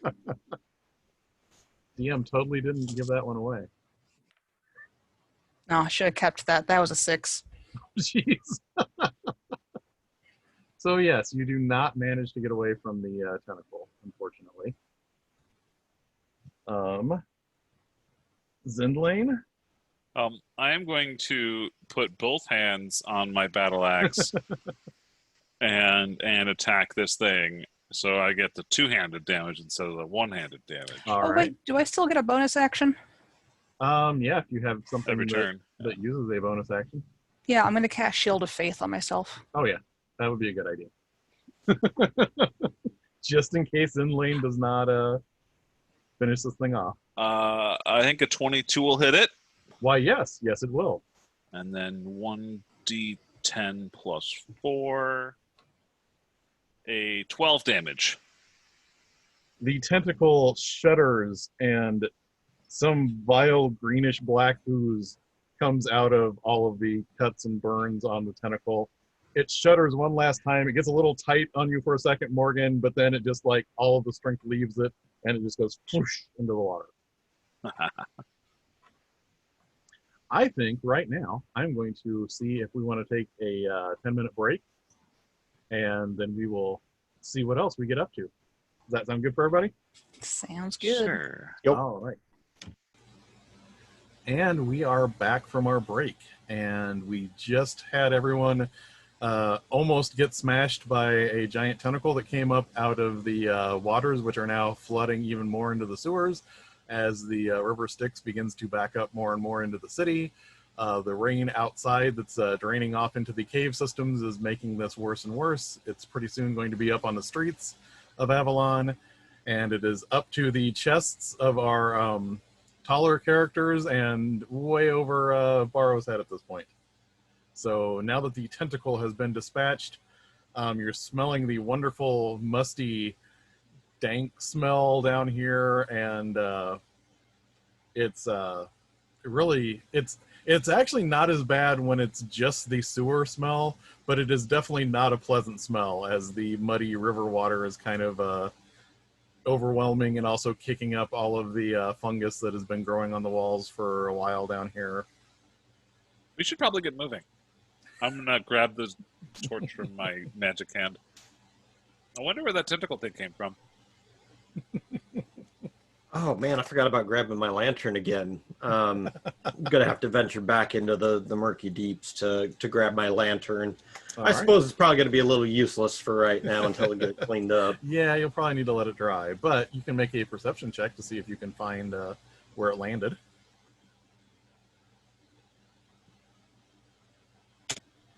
Why am I rolling so low tonight? That was a 6. Buy myself a new You lantern. have no idea where your lantern is at. Can I take a peek for his lantern? Yeah, you can look. I have a passive perception of 19. Do you want me to roll? I am going to say with the water, Okay. you'll be at disadvantage, which means your passive perception is actually 5 lower, which would be 14. So yeah, go ahead and give me a roll.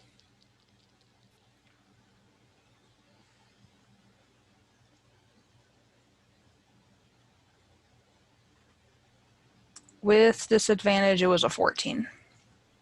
No, you can't What? quite find it either. My other one was a 22. If it weren't for this muddy water.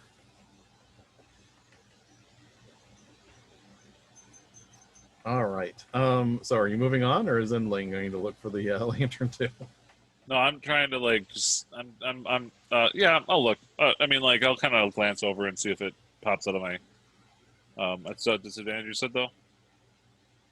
Oh, hey, look at that. 17. What's my perception? -1. I got a -1. I got 16. Okay. So Zindlane, like the two of you are kind of like reaching around in the water, and Zindlane just kind of like picks it up with like the toe of his boot. It's like, I pick it out, but actually, yeah, I pick it up with the toe of my boot, and then I cast another mage hand as I'm catching the torch out of the air, and the mage hand goes and picks it up off my boot. By this point, I'm back up on the ceiling or whatever, and it just kind of. all right. So you saw in the map, or on the map in the book, that oh yeah, do you have the book? I'm sure. I mean, it's probably on my back, right? Mm-hmm. Is it wet? Is it wet? Only one way to find out. I take the book out of my off of. It's probably like wrapped to my strapped to my back with like a leather cord or whatever. You know what? I will say this. Everybody, give me a wisdom save. 4. 6. 16. Okay, so I'm going to say that Morgan probably thought, since even though you didn't know the extent to which this was flooded, Morgan probably figured that it would probably be good to wrap it up in something that would keep it away from the water. So you have it wrapped in like a an oiled cloth that is okay. a little bit more resistant to the water. You probably don't want to intentionally dunk it for a long period of time, but it's probably not getting too badly damaged at this point. Always our voice of reason. So somebody's got to be. Where at least in general, where the vault was that you wanted to go to before when you got the Extortioners Guild's papers. So at this point, I am going to say, someone give me a survival check to see if you can figure out where that area is past that the book was indicating. Shall the wise character make the wisdom roll? Yes. My survival's -1 because I'm really good at surviving out. I've got 2, so yeah, go for it. I got plus I 4. get advantage to finding drinks in the wild, though. I got an 11. All right. So it's not too hard to follow this. So you see where they were telling you the other vault was, and you can kind of see like a darkened passageway. It's not really easy to pick out from here, but you can kind of see that it is just up and around the bend a little bit. It kind of like switches back and then this way, so it's not visible straight on, but once you're on top of it, you can kind of see it. And are you heading that direction?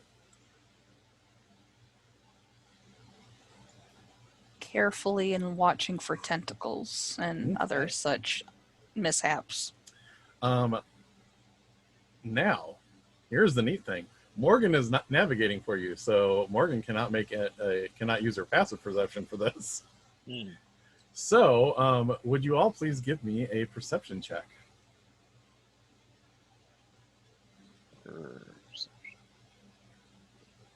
I got a 23 this time. Ooh, I got an 18. 21. You happen to look up above where the vault was that all of you went into a few weeks ago, and up probably almost close to street level, like way back up, where you would have climbed down. There looks like there is about a 15-foot hole just bored into the wall right above where the vault is at. Well, that's not good. Yeah, you're pretty sure that was not there when you got the papers from this vault. Where'd that hole come from? Since I'm already on the ceiling, I'm going to go and investigate this hole. Okay. As you get closer to the edges of it, I'm going to say you can probably tell this without making any rolls, but this looks like something with just giant, shovelly appendages probably burrowed straight through this wall. Something came through here. I mean, it doesn't look like as nice as tools would make it. It looks more like it was, gouged out with... Is it still here? Do you look into the hole? I peek into it. All right, then. That's never good. That's never good. All right, then. Reads book. You know what? What's even worse is I'm going to say you don't see what's in here, but you have the feeling this darkness here does not feel natural. You look into this room and it is just a solid black blob, and it doesn't look like it's just that the light's not reaching it. It's like this darkness is drinking in any of the light that would have hit it. Yeah, this doesn't seem natural, guys. Like tentacle unnatural? Like Zindlane unnatural? All of the above. Wait, hey. What do you mean? And Baro, I'm going to say that what's making this noise isn't attempting to be stealthy. So you hear what sounds like a bunch of skittering legs and creaking, snapping leather and like dry, flat surfaces like slapping together, all in kind of this rhythmic undulation. Something's coming. I kind of like get away from the hole. God, I'm gonna have nightmares now. What comes out of this hole? What comes out of this hole is something. It's overall, it's like the. It's probably not too much bigger than the giant crocodile, but I mean that was still much huger than you. That thing was like bigger than a horse. Huh. And this thing, it looks like if you took a snake, gave it thicker scales, took away its eyes, attached bat wings to it, and then centipede legs. That's what this looks like. I think this be our dragon. And it is just like hanging on the wall as it like skitters out of the darkness. What's that? I don't know, Zindlane. What is that? What's that? And the voice in your head says, "Oh, it literally was a dragon." Dragons are made up. Apparently it's a dragon. I don't know. Yeah, I mean, yeah, most of the people in the city, dragons are another one of the mythical, like, magic is real, but I mean, these really fanciful things don't exist. But then again, most of the stories you've heard of dragons are like giant serpents or lizards with big wings that are majestic that fly over the landscape. And this thing is just like a nightmare snake centipede bat. That's not a dragon. I mean, like, one, dragons are made up. And two, that's like a centipede gross thing. Like, dragons are beautiful.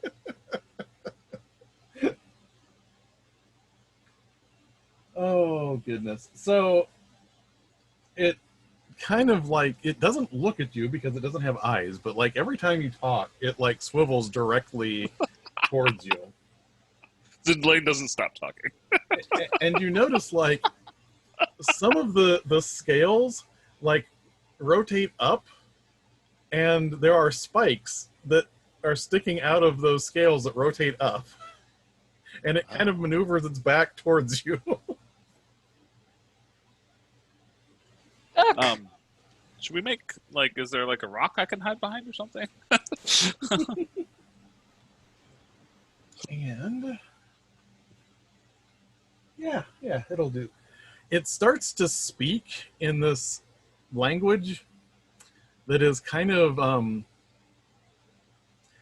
it's like what words would sound like if you were pushing all of the air out of your lungs every time you were speaking words. Almost like words being created from a bellows. And as it's saying, it's like, whoosh, whoa, woof, woof, wash. And it's doing this, and none of you understand what it's saying, except Zindlane.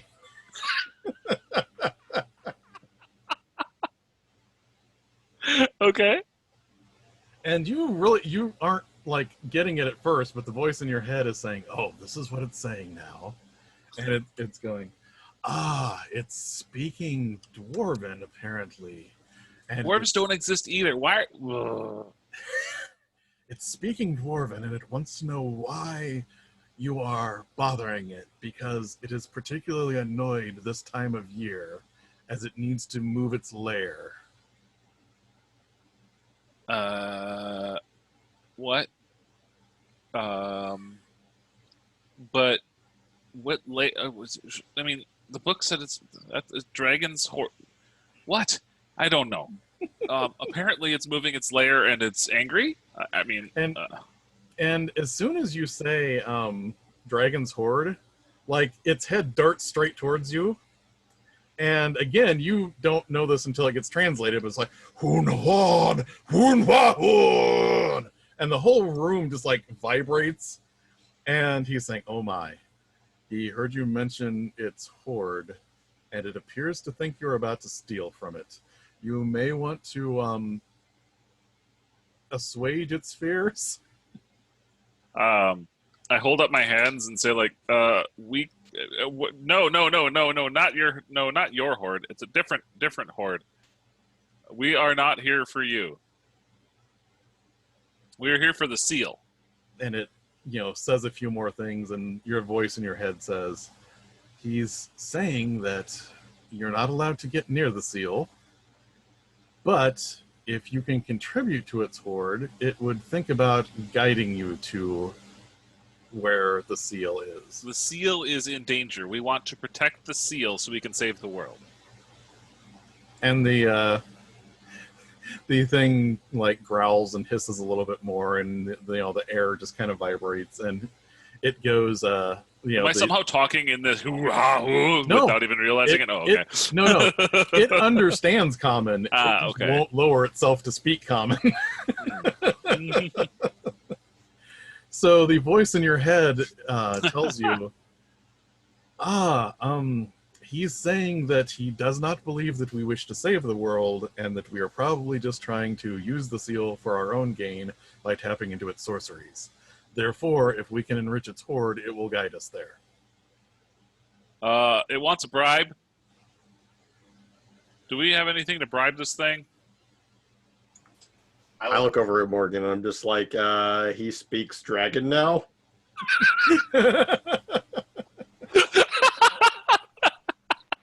Also, before everyone starts deliberating, could you all give me a wisdom save?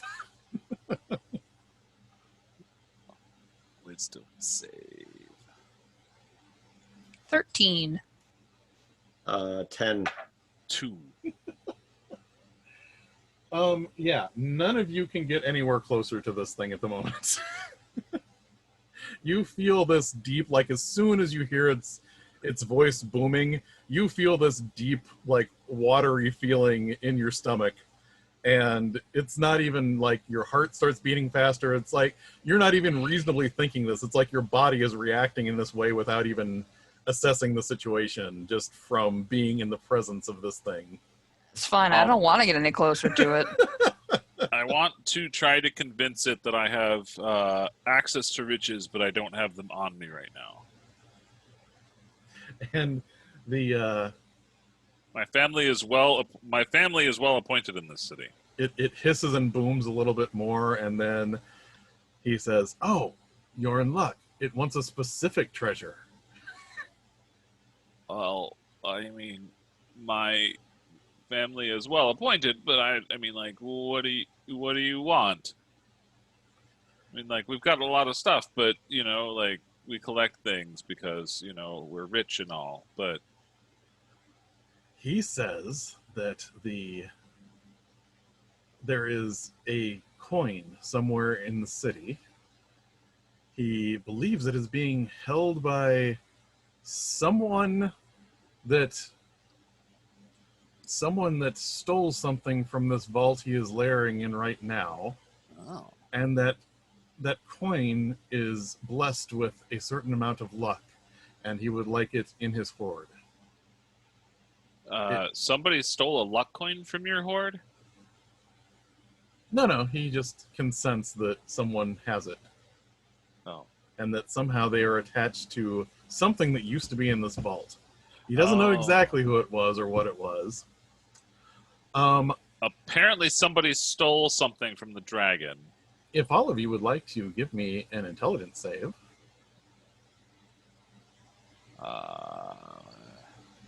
Well, that's not good. 20 for me. Oh my god. I got a 4. I got a So 4 it's as well. Better than last time. Well, it makes sense that Baro would be the one that would remember something valuable. You've seen this coin, Baro, and it is a platinum coin that Valkyrie Marley has in her upper library area. I think I know what he's talking about. It's talking about. Oh, well. It seems we're all in luck. Except that it's Valkyrie Marley's. You can have fun getting that one. Remind the player, not the character, as to who this person is. She's the woman that owns the gambling establishment, who is also a priest of Odin, and also has the extensive library that has been doing research with you. Oh, she's our partner. Oh. Yes. Yeah, so we like Valkyrie, though. Yeah, Yes, problem. but it might not be something that she would want to give up. For the chance to talk to a dragon, she might.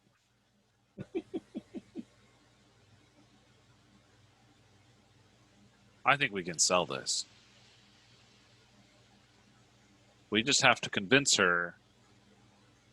Wait.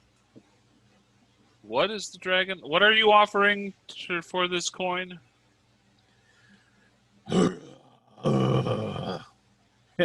He seems somewhat annoyed that you haven't been following this conversation. This is the longest he's talked to anyone in a long time.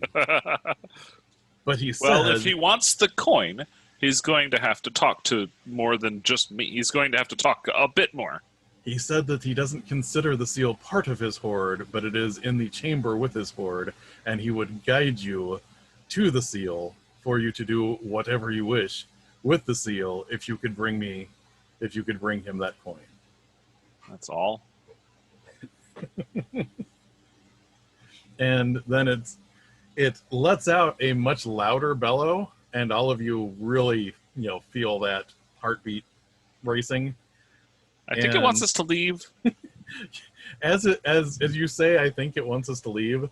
you see like swarms of insects start coming from inside all of the bricks on the walls and just forming into this giant carpet of insects above where the water is at, all moving towards you.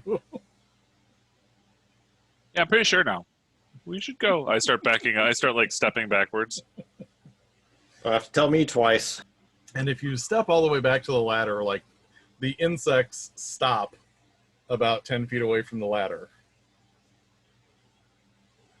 But there is this weird like rhythmic crunching as like from 1,000 different, feet as these things get closer and closer all around you. I like shake my entire body like, ugh. I don't like dragons. They should go back to being pretend. Oh, so do you climb back up out of the... I think so. Yeah, Sounds like we have to go talk to Valkyrie. Hopefully we can work something out, because I really don't want to have to steal from her.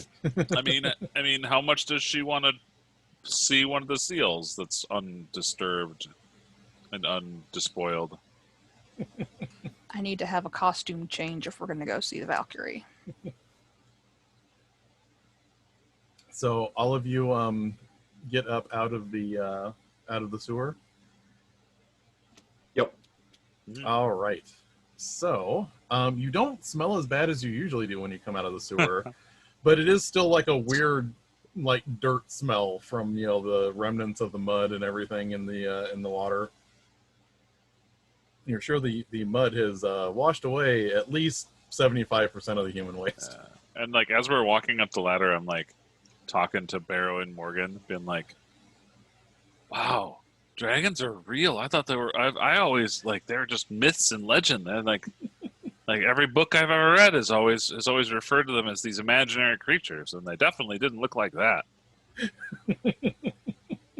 Maybe it just thinks it's a dragon and it's not really.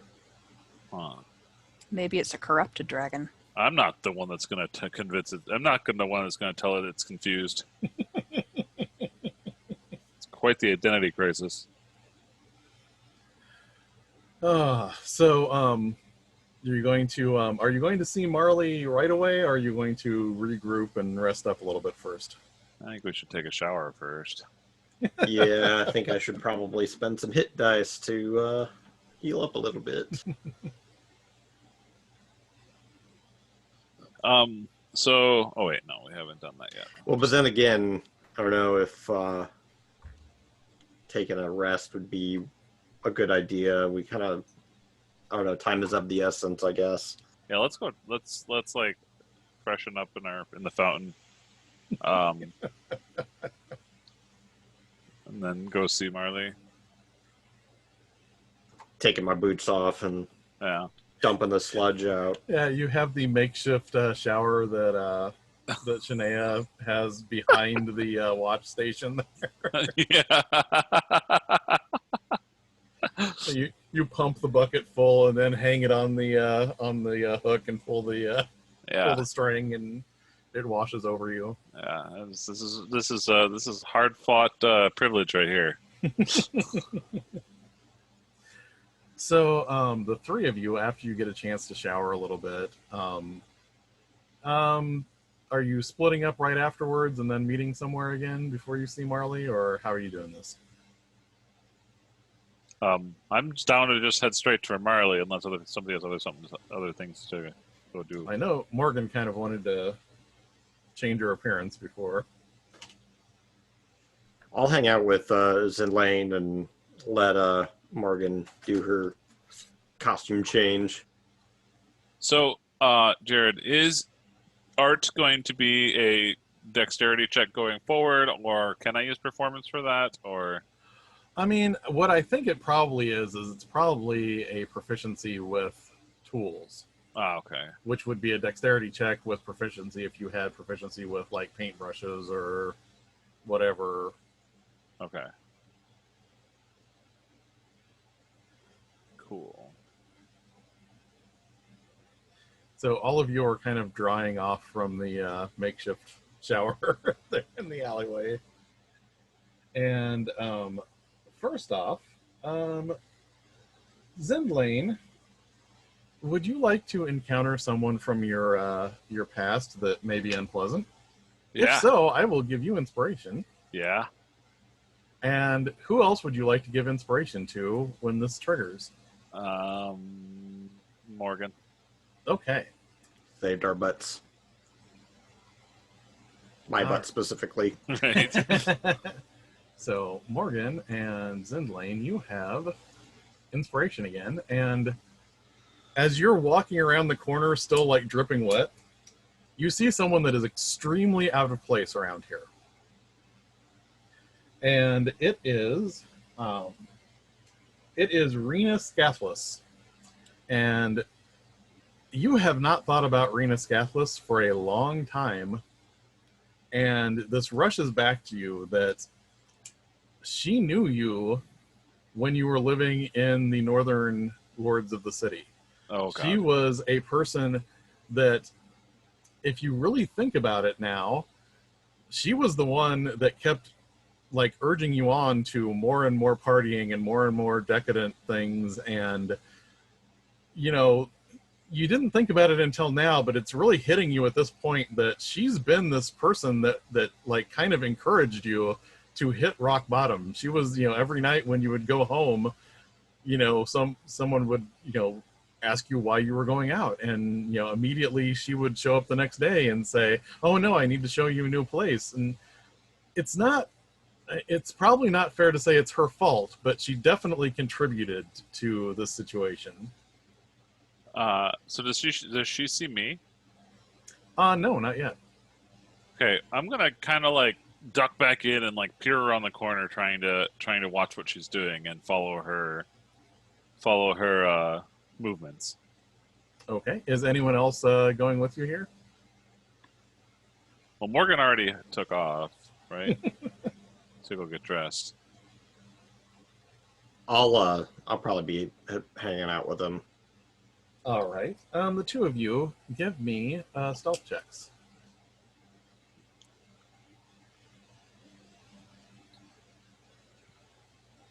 16 for me.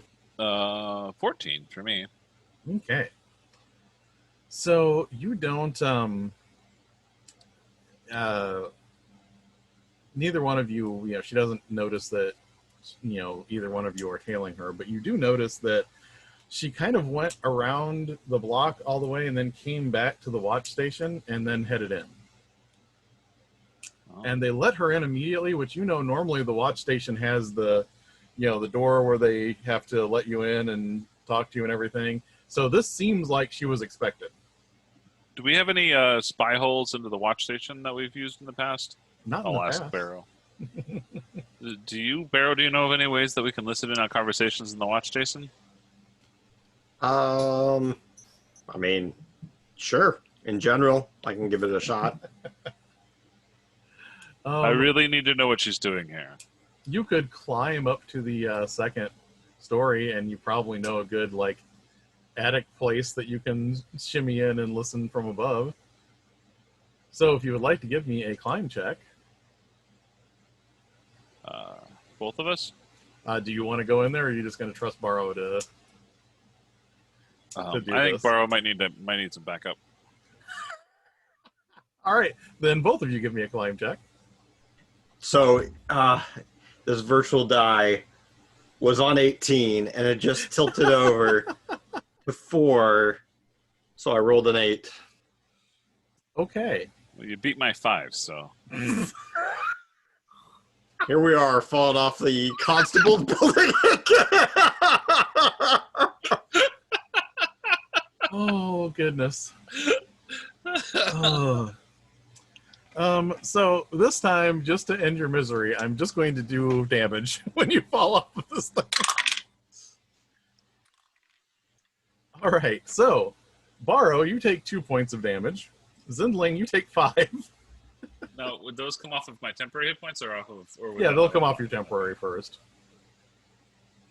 So yeah, when Zindlane lands, there's like a cloud of shadows that comes out from under him. Oh, we gotta stop doing this. So at this point, if you would like to try this again, I'm going to need both of you to give me stealth checks to see if anyone noticed the ruckus going on outside. Yeah. I will tell you, overall, if you just walk away now, no one's going to find you. But if you fail the stealth check, someone probably heard this and will be investigating this. I would like to roll. Okay. Ha! Much better. I got a 16. Okay. I got a 21. Jeez. All right, so no one is coming out here to investigate. We will resolve you trying to climb back into this hole again, but first I'd like to cut over to Morgan as she is walking back to, back to the church. We paid a lot for this set. We need to use this constable's office. Consummate to how much we paid for it. So Morgan, it is the sun is starting to go down. In the far distance, you can start seeing the lamplighter moving into this district and turning on the various lights, and people kind of moving to the other side of the street until after it has done its work, so that they're not getting in its way as it's doing this. And all of the sudden, right in front of you, a body hits the pavement and just splatters. Gross. I am going to say that you're probably surprised by the body. So if you could, your passive perception is 14, right? Well, no, it's 14. Yeah, it's 14 if you're at disadvantage, though. So could you give me a perception check at disadvantage? I cannot be surprised while I am conscious. Ah. As part of my feat. Oh, wow. So you expected this body to splatter in front of you. Based on how this day has been going, I can't say. All right. So your regular of 19. Let me check then. If I'm going to assume you look up. It's just a sense. I have that sense that something's about to happen. So as this body splatters in front of you, you look up and you see darting off into the darkness, just for a moment in the moonlight, you can see what looks like a humanoid figure with red skin and long hair. It's wearing manacles that are broken on both of its wrists, and it has ragged, feathered black wings. And then it's gone. Yeah, that's not normal. Definitely not a trebuchet.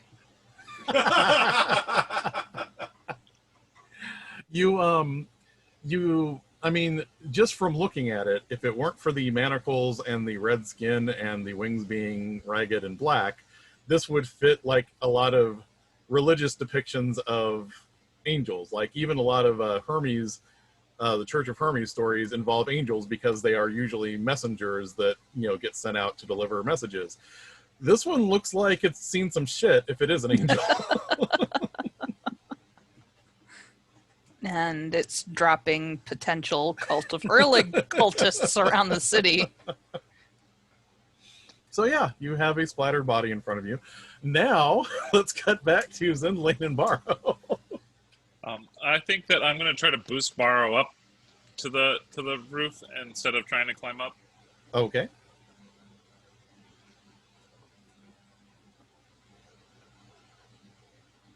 So are we going to do that with assistance then? Yeah, I will say Baro has advantage on his climb check then.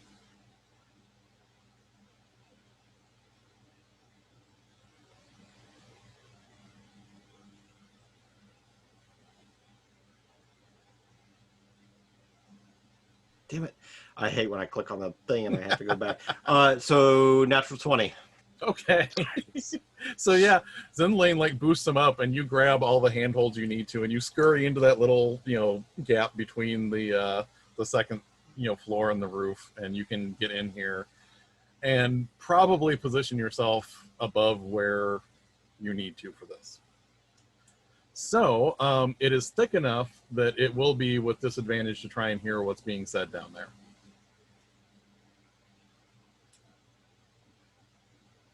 I don't think I have anything that'll help me out with that. So, yeah, I'll just listen in, see what I can hear.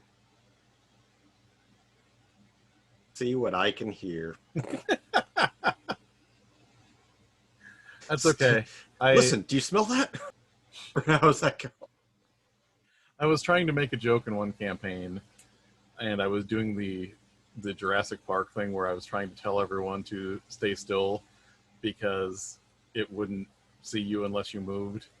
And I said, what I actually said was, stand still, it's vision is sight based.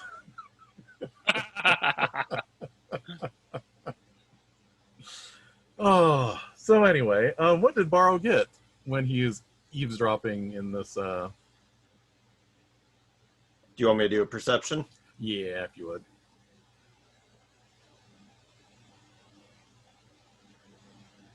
Eight. Really swingy tonight. So I will, if you would like, you can risk moving closer and give me a stealth check to see if you can scurry to a better place to listen. You're in the Griffin watch area, right above them.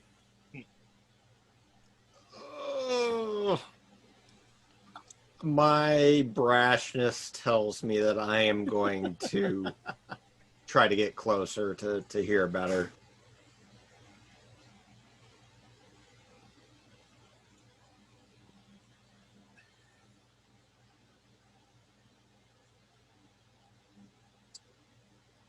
Can I use my advantage for...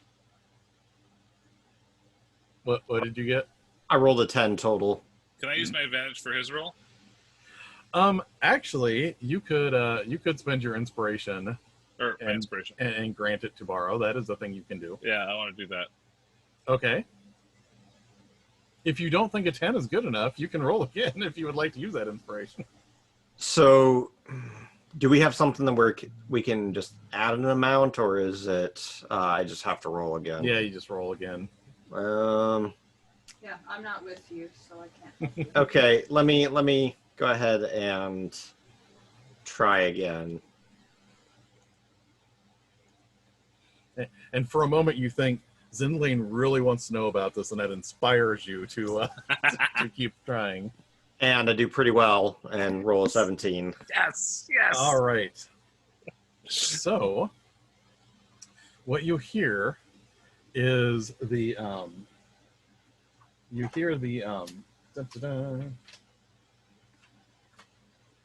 hear Watch Captain Orifon talking to this woman, and he's saying, "Yes, I really hate the condition that this place is in.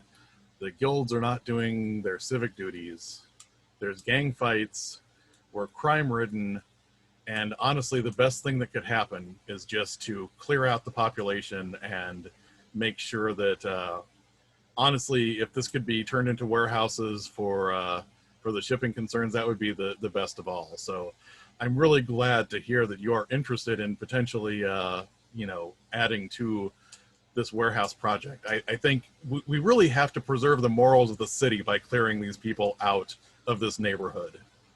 Wow. And she was saying, "Well, yes, and I have spoken to some of the people that I know in the neighboring district, and within there, I believe that we could get some of the missionaries to come in here and start dealing with the unsavory elements, like the alchemists and any of the soothsayers and things like that. So while they are dealing with those instances, then perhaps we could find some other way to clear out the people that are just general vagrants and problems there. So I am willing to help fund this endeavor, assuming that, of course, the Griffons will not stand in my way as my family is building these warehouses." He's like, "Yes, I believe this. And honestly, it's not for cold-blooded profit. It's because I believe this city needs to be better, and it would be better off without these corrupted people that live in this area. And that is the gist of the what you're hearing here. So it sounds like the watch captain is conspiring with someone from outside of the district to fund the district being kind of flushed out and renovated. Reformatted. Okay. I make my way out, and I come out. I'm kind of not quite feeling too good about this, and Baro's actually kind of in a down mood after that, and he comes out and he finds Zindlane, and he's like, yeah, your friend wants to basically clear out the area and wants to put up warehouses and make everyone leave and somehow get rid of all the quote-unquote unsavory folk in the area. Am I familiar with other... Does this ring a bell? Has this been tried before? Yeah, I mean, there's all sorts of underhanded things that have happened in different places in Avalon. There's there's times when someone wants to build a warehouse where, say, it's not like a flooded district like this one. It's a very old district with a lot of wooden buildings that all of a sudden fires just rage out of control, and a whole neighborhood is just kind of gone, and then whoever has the money to rebuild it, they do so. So this particular strategy isn't necessarily familiar, but the idea that certain neighborhoods will just get completely wiped off the map and people will get displaced and it turns into warehouse space or whatever else some of the people from the North Ward want, that's not uncommon. Cool. So I want to like try to guess which direction she's going to head after she leaves the Griffin station, like assuming she's going to head back out of the quarter, and position myself to intercept her after she leaves the site of the Griffin station. So there's really not a lot of ways in here except for she indicated that she came in from the north, which is the neighboring region known as the Arms of Mercy. And the Arms of Mercy, that neighborhood is not well liked by people in the Isles. And part of the reason for that is it is largely controlled by the Church of Enlightenment. And the Church of Enlightenment is basically against anything supernatural. Like, to uplift yourself spiritually but still deal in actual supernatural things, that's just wrong. So even things like alchemy really need to be, tramped down on. And no one really likes this district a whole lot, at least in the Isles, because everyone here likes their little good luck charms or their, whatever. Even if they aren't real magic, they don't like someone telling them that, their souls are in danger for dealing with these supernatural elements. And other churches don't usually get along with the Church of Enlightenment very well, but anybody with enough, money and that doesn't use a lot of supernatural things probably isn't too worried about them. Yeah. I do also make a mention that Baro's like, that Griffin captain's got to go. He seems to not like... He seems to be a very strong moralist. I'm having, as I meet her, I see her, and I hear this scheming. I'm having, bits of my old life kind of, surface to the top. I have a background in, my background is courtier. So I have knowledge of how bureaucracies function. And access to, I used to have access to the records and inner workings of the noble court and governments. I know who the movers and the shakers are, and who to go to for favors, even though I probably don't have access to them. But Yeah, and you know, like, especially in this area, if all of these buildings just fell apart or, you know, people abandoned them, the Griffons are probably going to be the ones that get to say, oh, no, like, these people all abandoned these places, they're up for grabs. Yeah. So, like, from a legal standpoint, you know, it's no one's keeping enough records that it's going to be anything other than the word of the local Griffons. Uh-huh. So, I want to have myself positioned so that when Rennis comes out after she's out of sight of the Griffins watch, after she's out of the eyesight of the Griffins, I want to essentially like reach out from an alley and pull her off the street kind of thing. All right. Give me a stealth check with advantage, because she's not really expecting you to jump out of the shadows at her. Right. Let's see. I got a 15 out of 14. 15 plus stealth is 16. Okay. Oh. She rolled a 17. Ah. So just at the last minute, she like turns on you, and she has a knife in her hand, and like, you know, like she's ready to, you know, stab some mugger that's jumping out at her. Uh-huh. But then she stops and she looks for a minute and she goes, Zindlane, is that you? Rennis. Huh. What are you doing here? I'm just doing some family business. I mean, this place is adjacent to the docks, so I just wanted to see what I could do to invest in this neighborhood to help it. I love that statue, by the way. And she points over to the statue with her knife. Yeah, we can't be seen talking. We need to get off the street. Certainly. Is there a nice place that we could go to talk? Do you know where you are? I mean, look at me. Do you think there's nice places around here? You have smelled better. I didn't want to bring it up, but I just showered.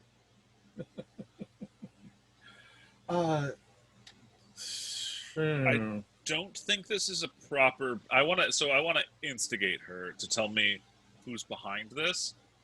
So I want to make her mad, and I want to say I think your business sense must be failing to be dropping coins into this well.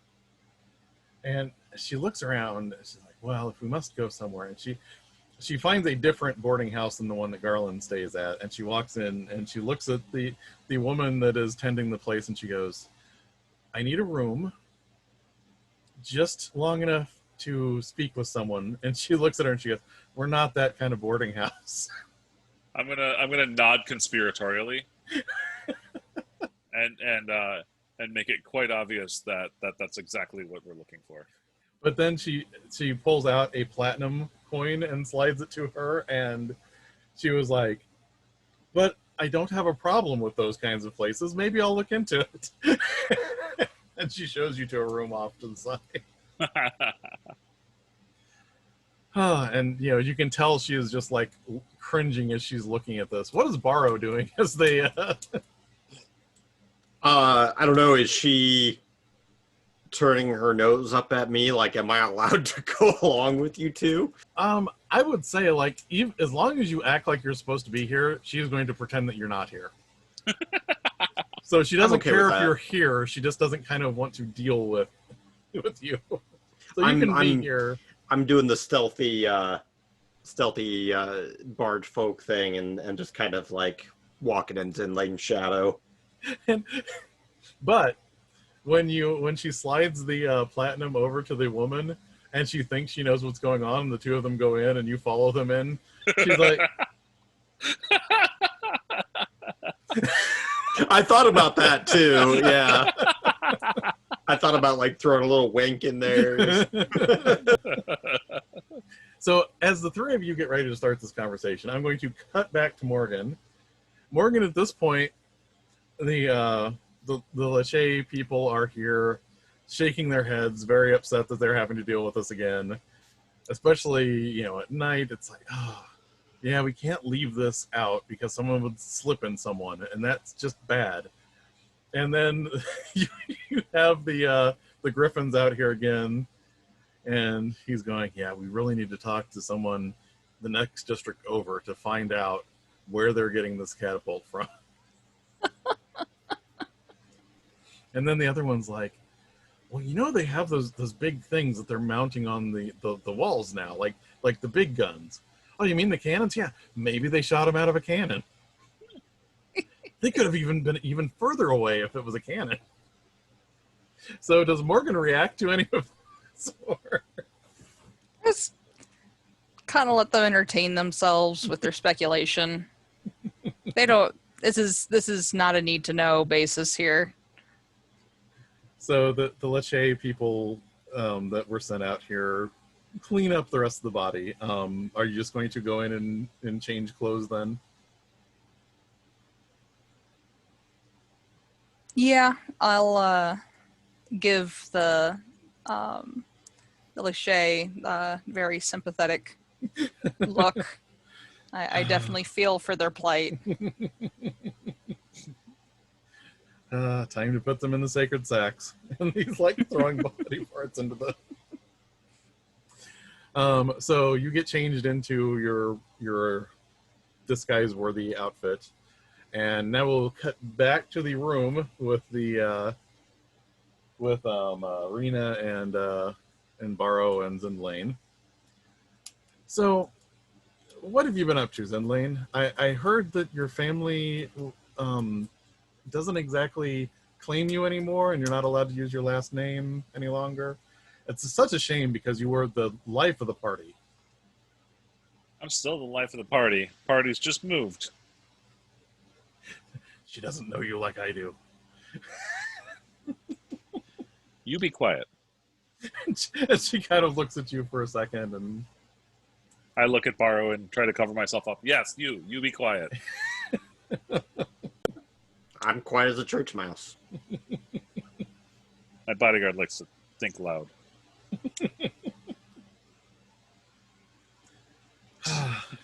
Yes, I was going to bring a bodyguard, but I thought it might look ostentatious, and I did notify the watch that I was going to be in town and to keep an eye out for me. Well, you never know what could happen on these streets. There's quite the unpredictable nature here. Yeah, but you do remember my cousin did teach me how to use this, and she like very deftly swings the knife around her. Yeah, I like rub it a scar on my wrist. Yes, I remember. I mean, I can take care of myself when I need to, but that's why the family uses me to do their business. I can get in and get things done and move on. Is there anything that, if I'm going to look for an agent in this area, would you be available to do some work for me? We've worked well together in the past. Yes. Tell me more about your family's venture.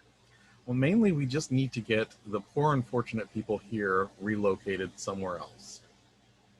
And the people that help us do the relocating might have enough money to move to the east or west wards and get out of South Ward entirely. You realize that this ward is entirely falling apart. Oh yes, that's fine.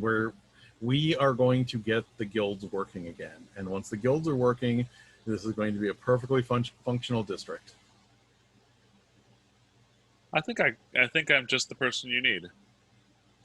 I'm glad to hear it.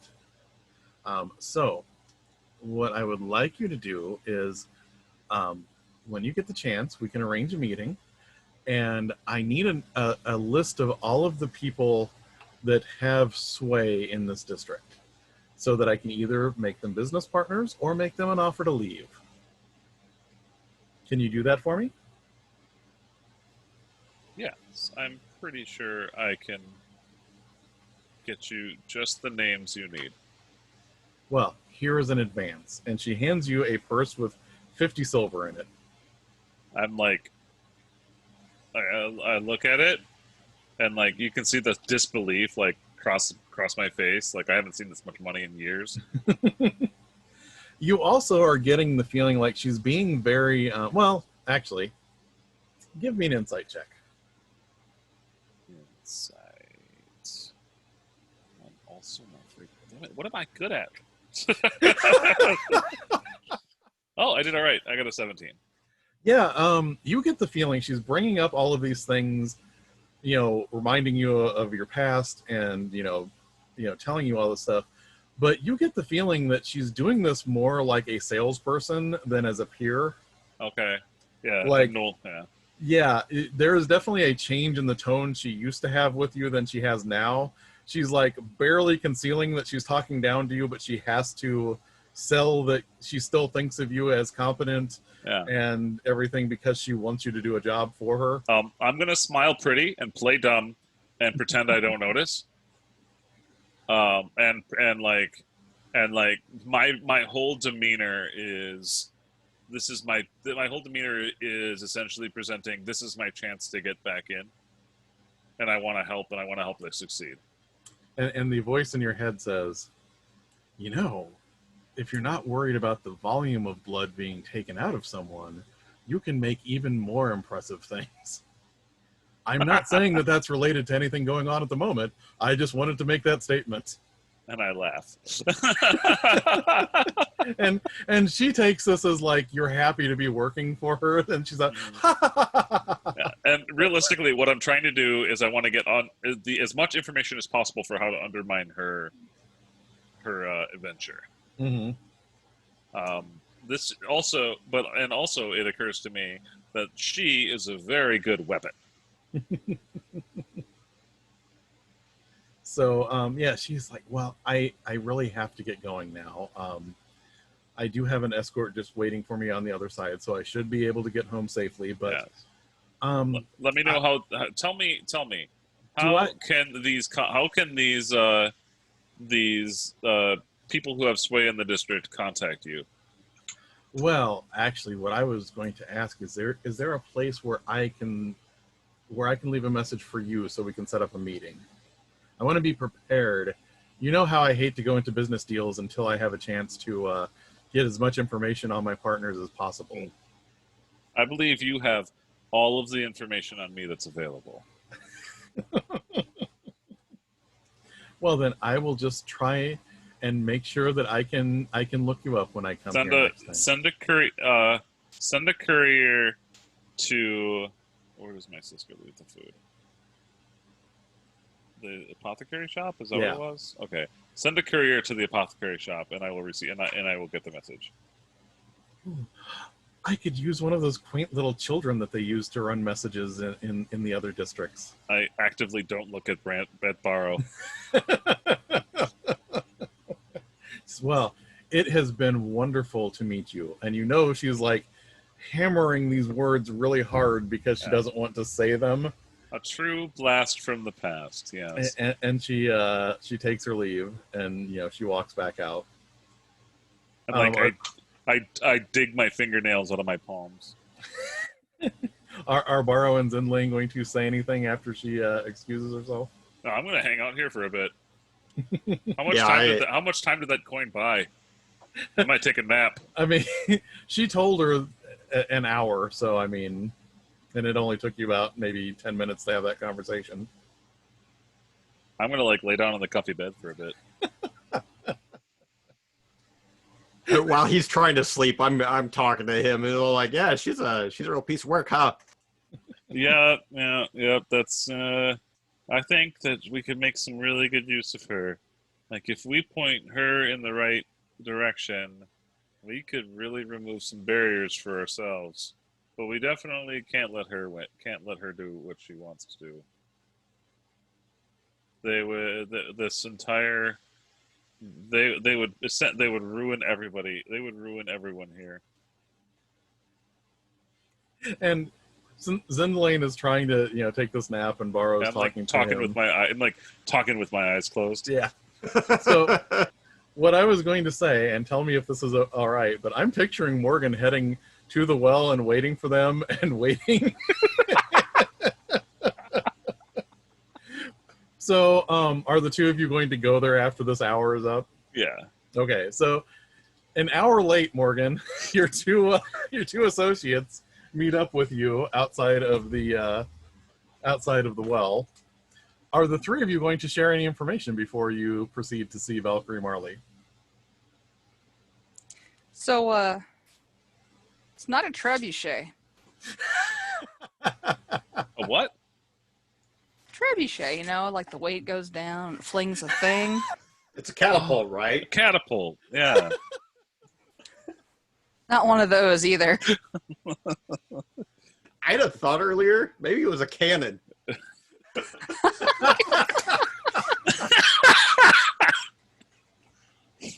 Funny you should say that.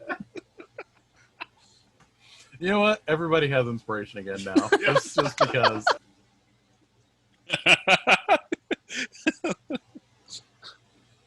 Oh, so anyway, does Morgan reveal the secret of these plat?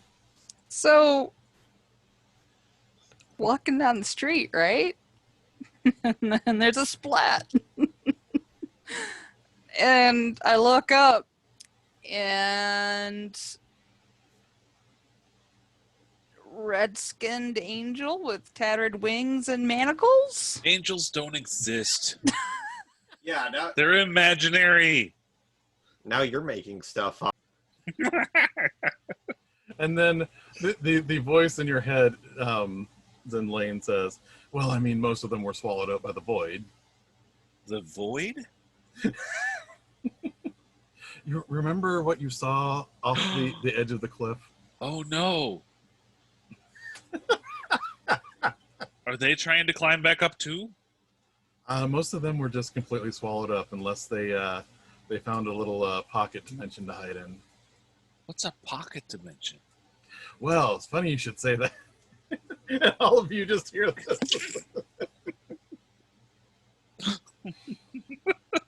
Oh. So how long do you let Zindlane have half a conversation about pocket dimension? I look at Morgan and I'm just like, I think we've lost him to his inner monologue again. After a while, I'll snap out of it and be like, that's right. I think we found a new weapon that we can use. I like how Zindlane is not really fazed about there being an angel dropping people from the sky. But did you hear my news? I've been like holding back, trying to not say it, let everybody else talk first. And I'm kind of thinking with how everyone else seems to be seeing stuff and everything, I'm just kind of like, yeah, I don't know if I believe this.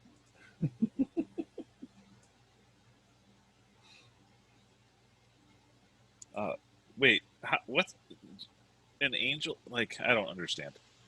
Why is an angel being a catapult?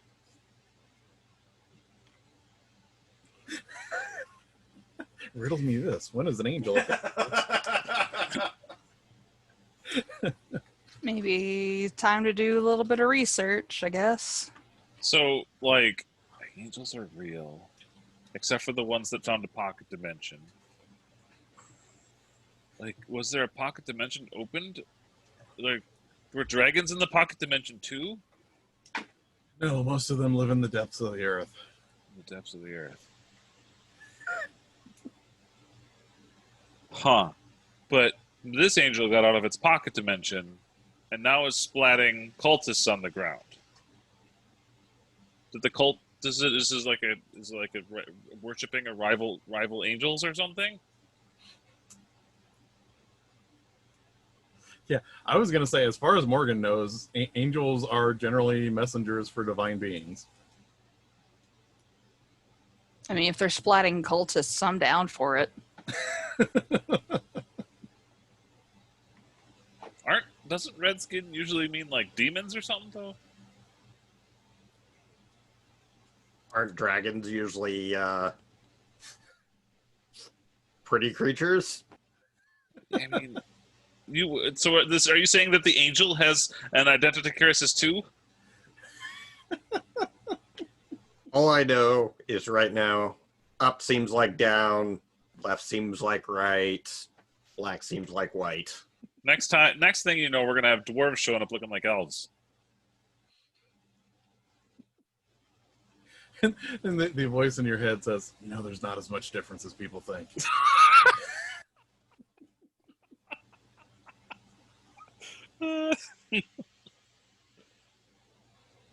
So how can we use this angel to our advantage? Don't know. It's a thing. Huh. And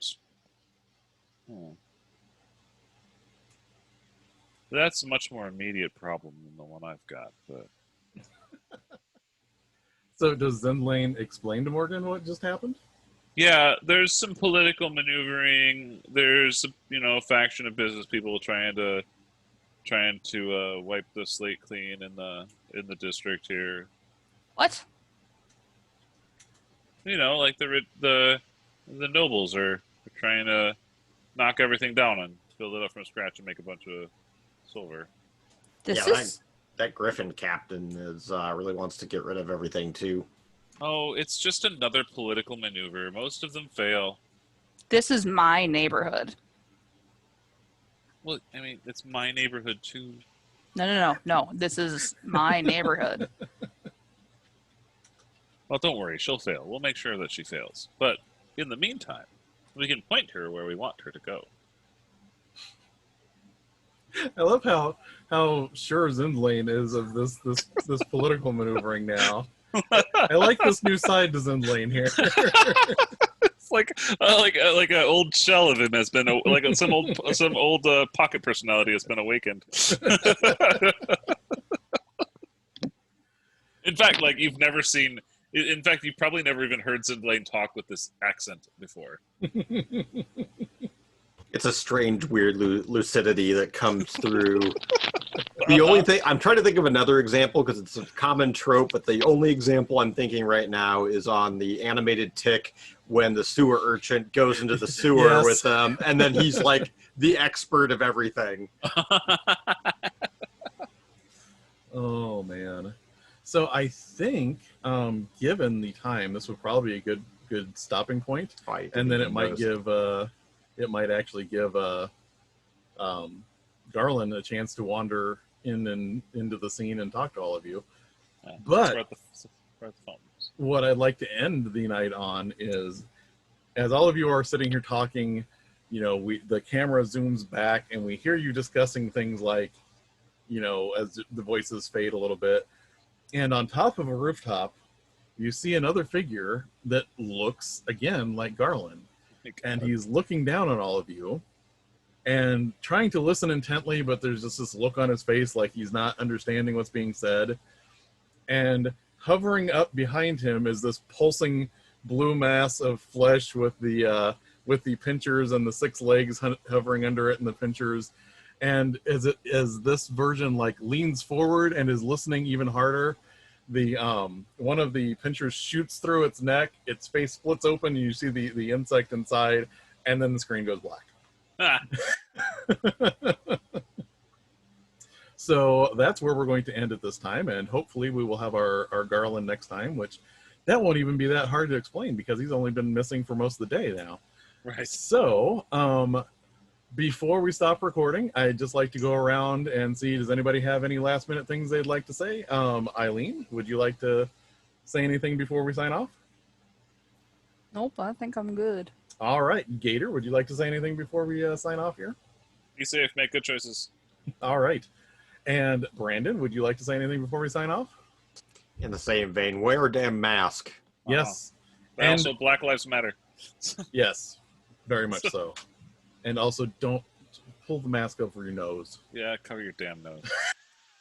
2020 is such a garbage fire. And on that note, thank you everyone that might be watching or listening to this. I look forward to being able to communicate with all of you in the future.